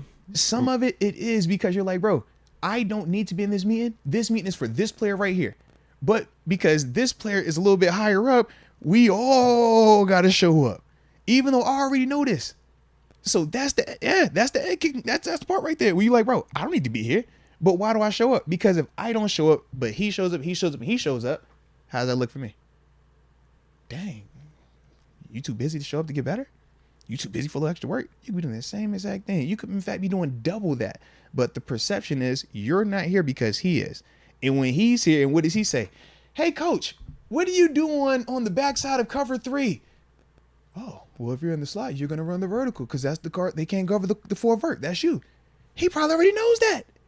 But in those moments, you ask that question because what does it do to the coach? He's invested.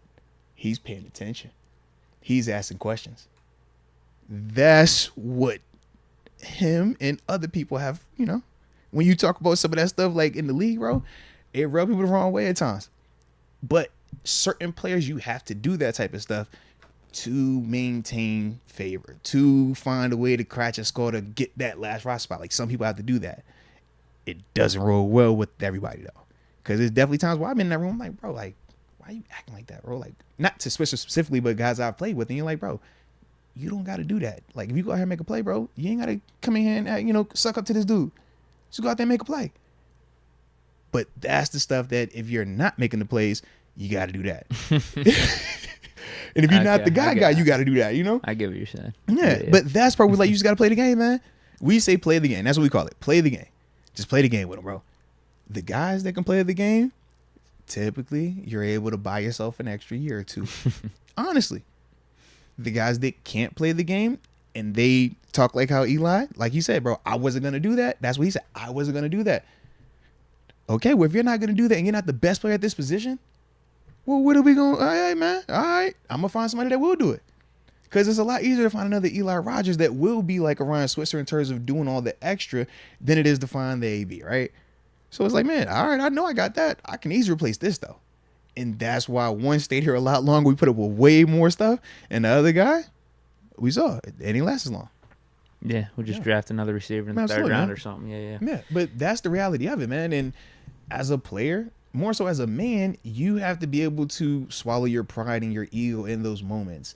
But it's very hard because everything that we've done our whole life has been we bet on ourselves. So the pride that I have for my game, my ego for my game, bro, you can't nobody ever tell me I'm trash because of how much I believed in myself to get there.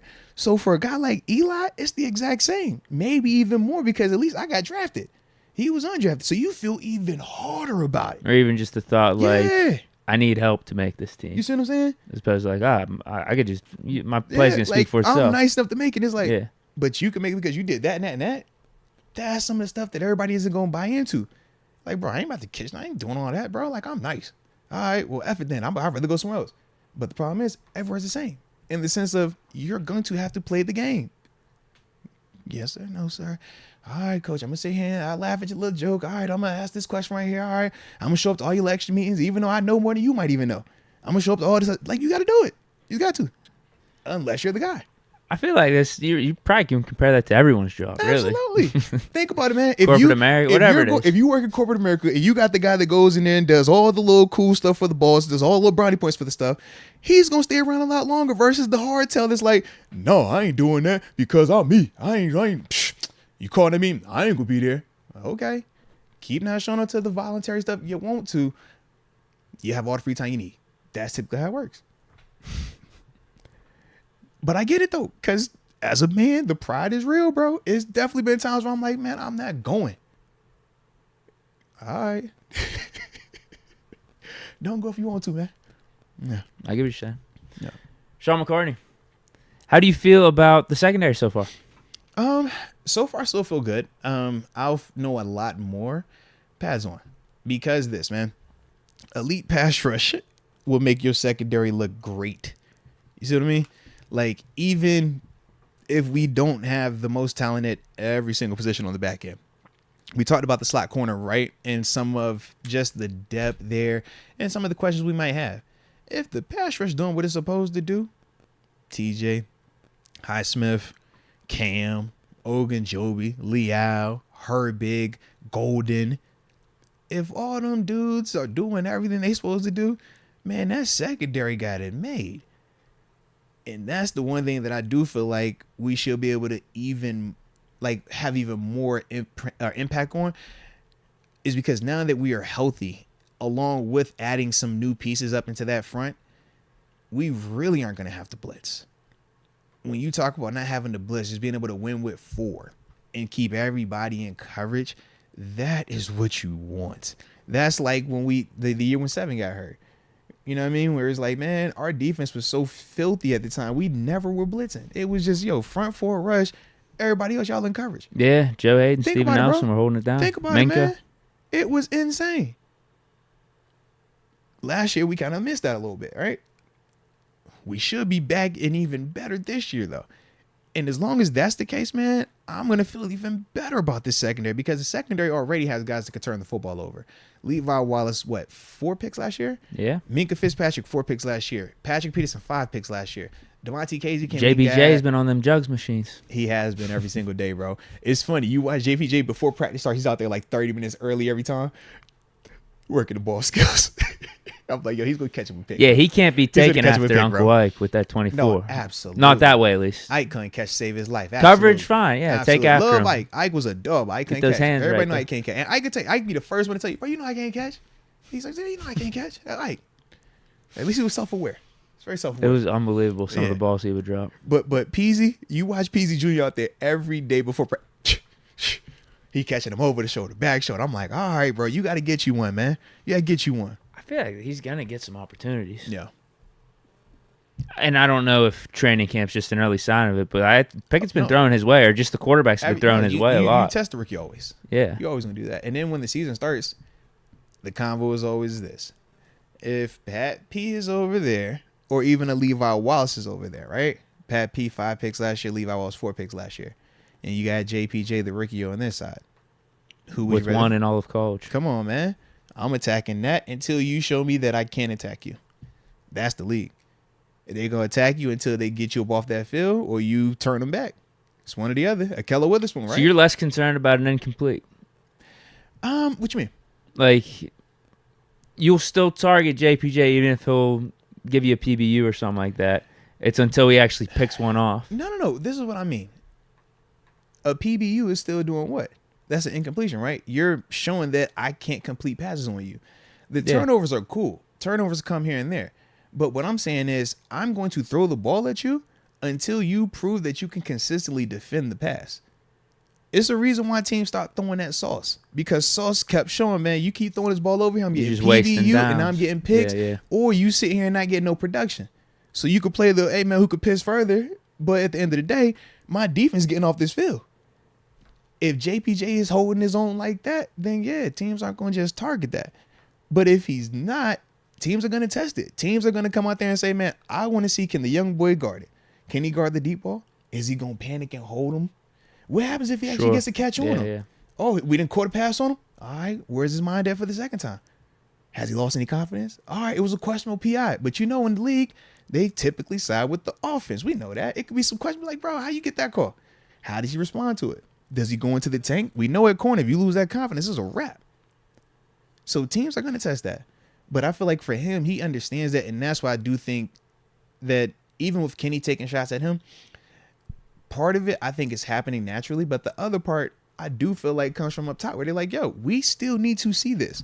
So even though we might not have this play designed to go front side right here, JPJ's over there. I want to see that matchup. Can he defend it? That Couple does of them happen. been against Absolutely. Calvin Austin. Yeah. You see him versus Calvin. You see him versus Pickens. Get him a little bit versus A-Rob. You need to see him versus all of that, though, man. Yeah. Well, that was the last super chat thus far. 617. Bro, we've been vibing. We have been vibing. Anything else on your mind?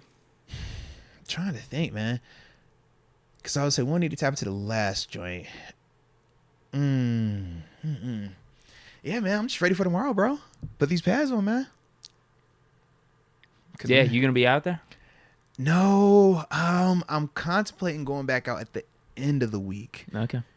Contemplating, but I know they got Friday Night Lights. So that's the only thing. I'm like, dang, that's not even at the campus. That's at the high school. Yeah. But I got to pick a day.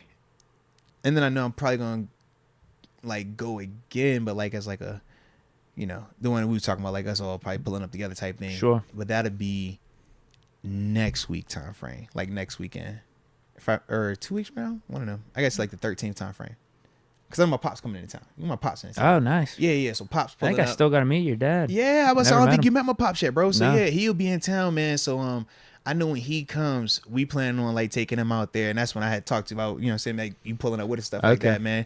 You know, we vibe out and everything, but yeah, man.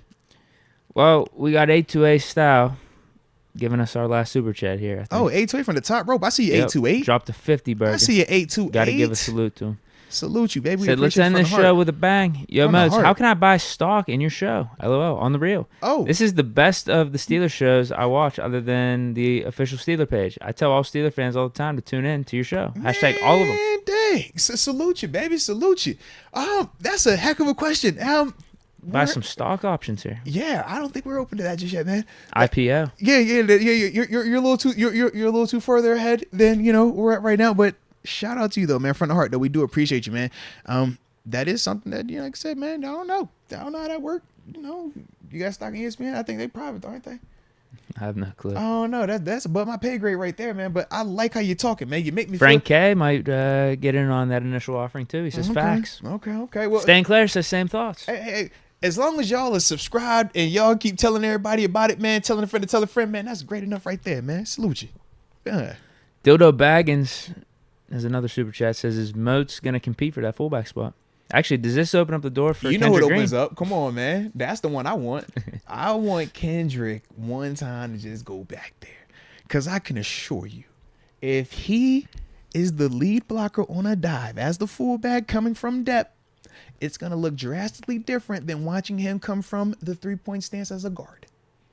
When he hits that linebacker in the hole, I can promise you, Quan Alexander, Cole Holcomb, Landon Roberts, Mark Robinson, Nick Kwiatkowski, Tanner Muse, I can assure you, all of them, if Kendrick Green is the fallback and they got to hit that, oh, they ain't going to never forget that moment. They going to all be like, oh, yeah. Whenever he's back there, antenna's going to pop up. They can be like, hey. Tell you, bro. Because that's what that could be, man. And it's quick. So it could actually maybe even slip out, catch it to the pass. Might just a little dump joint. And then the flat. Modern version of Fridge Perry. Come on, man. I'm telling you, bro. I'm all for it. I am all for it. If that ever happens, bro, I am absolutely all for it. Because I think that could really work for him, man. Because he is athletic. That's the part. Like, he is dope athletically. He's just super undersized for the position. And he's at a position where athleticism matters, but size and physicality matters more than the athleticism. If he was out, further away from the ball, athleticism is more of a priority than the physicality. Close you out to that ball, the physicality outweighs it. And that's the thing for him where he's small. We talk about he's little, man. Could be an amazing story arc for him. Bro, unreal. And think about Very hated. I think he'd become a fan favorite. What? And the time would be perfect. You just had Monty retire out the blue, catch everybody off guard. We're starting in pads this week. And now you come out there, throw a visor on, tinted though. A tinted visor at maybe fullback. Get rid of the 5-3 too. Switch up the number. No. You can't give the number up just yet because they've already put you on notice by giving the double numbers out. So you got to at least hold your number down until they say differently. If you just change your number, it's like, oh man, hold on, bro. What number could he rock at that fullback spot? Can you rock 40s? You can rock 40s. He could go 0 to 50, can't he? Or what? Because remember they changed the skill position rules. So it's a skill position. We don't like doing the skill positions with the singles. Technically we don't. But in terms of like what number could he realistically wear? He could do the single digits. He could do 0 to 40. Give me a 33, maybe. Who's 33? Give me a 3-3.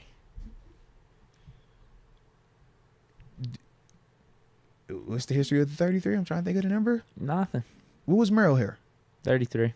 So is he the last like 33? Yeah, Isaac Redmond was 33. Hey, shout out to Redmond. I remember him. Yeah. What's his face? Edmonds? 33? No, Edmonds 34.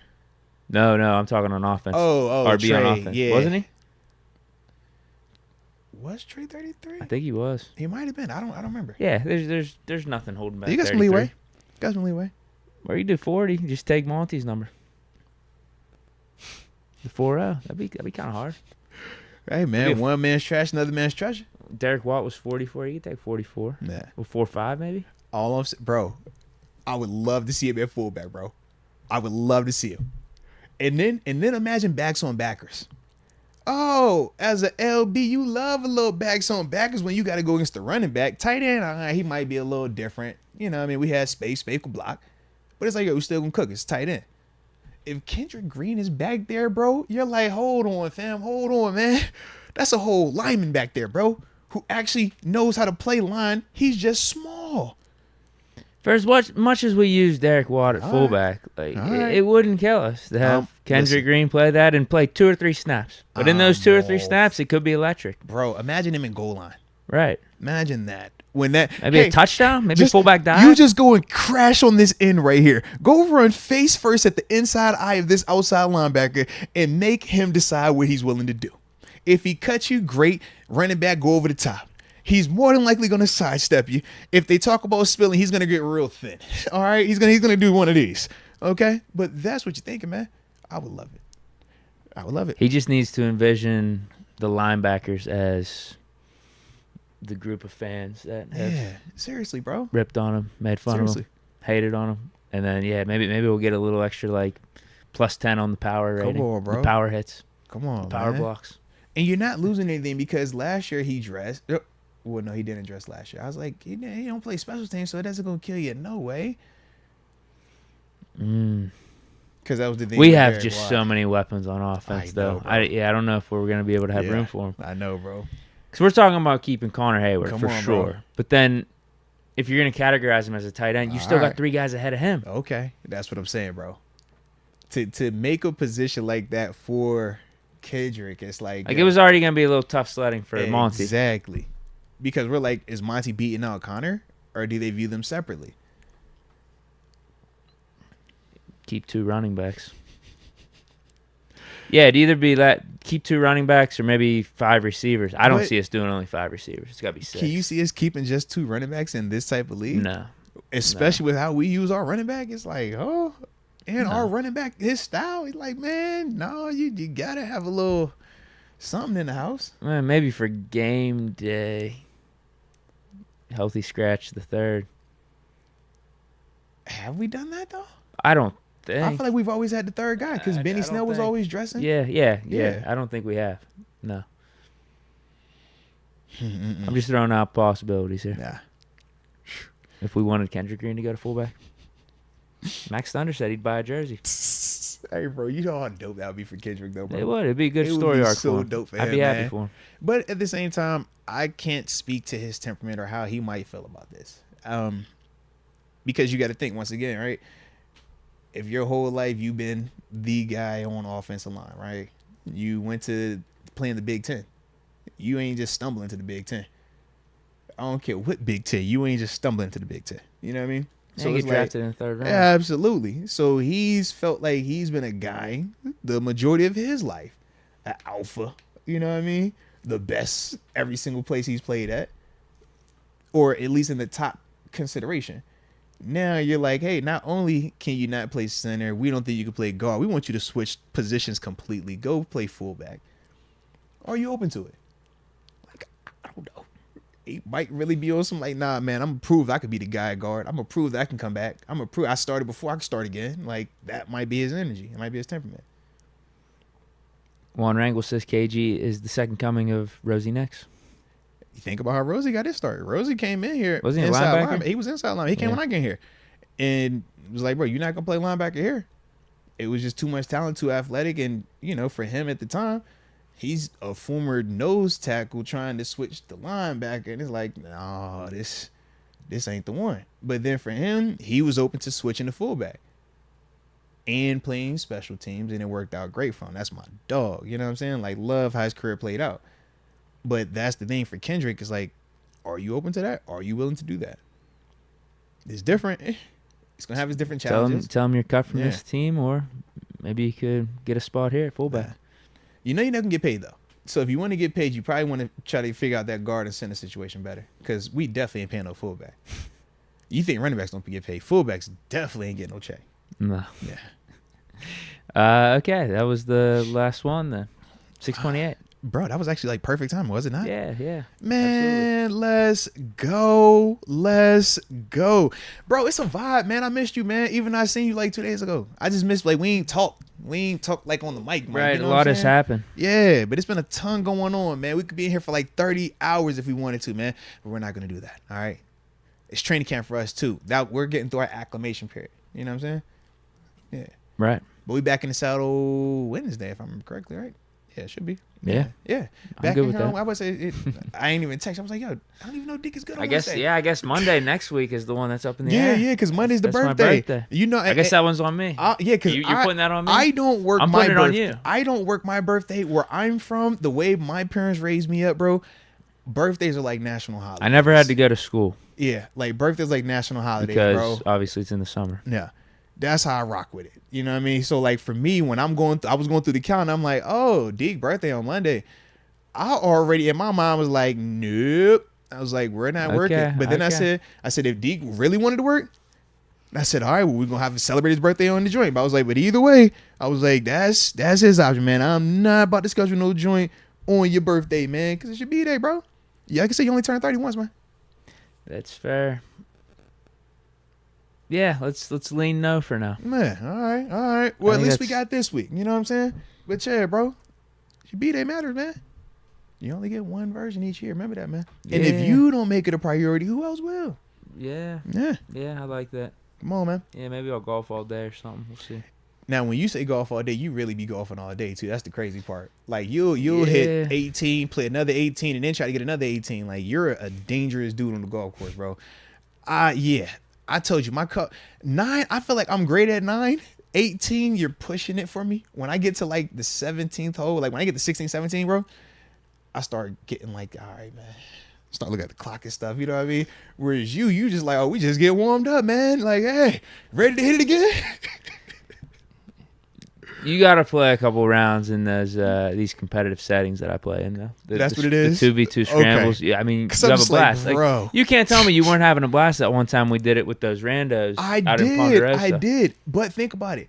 We didn't meet up with them until the back nine. That's what I mean. But I mean, I just don't know what that would feel like if it's the front nine. think- If it's hole one, I'm telling you, we play 18 and we're like, all right, let's run it again. Let's do it again. We lost by like a couple, right? We did. So, It was like, close. I feel like after that 9, we would have been out of the turn. It's like, all right, let's get right on the back 9. Like you would have been Yeah. feeling those competitive juices. I would have, but then to say, all right, let's spin the block and do another. I That's did the that part one for time. me. I'm like, yo, that gets me. I did that one time. Yeah. I played 36 holes. It was actually 42, but So you are a machine. Like, yo, do you know what my shoulder and hip would feel like if I played 42 holes of golf in one setting? Man, I'd be in this thing like, oh. I told you when I just played for like 2 hours. are you hurting then after golf?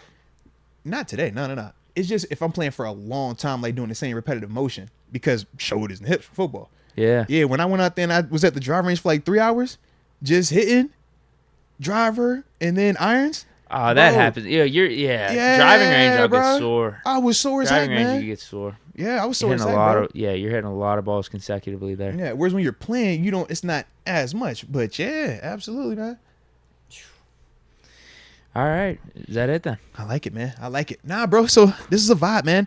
This was a vibe. So with that being the case, we're back in the saddle on Wednesday, man. We will have even more reports because, like I said, the guys put them pads on tomorrow. So we're going to get even more information, man, about who's real and who's not. All right.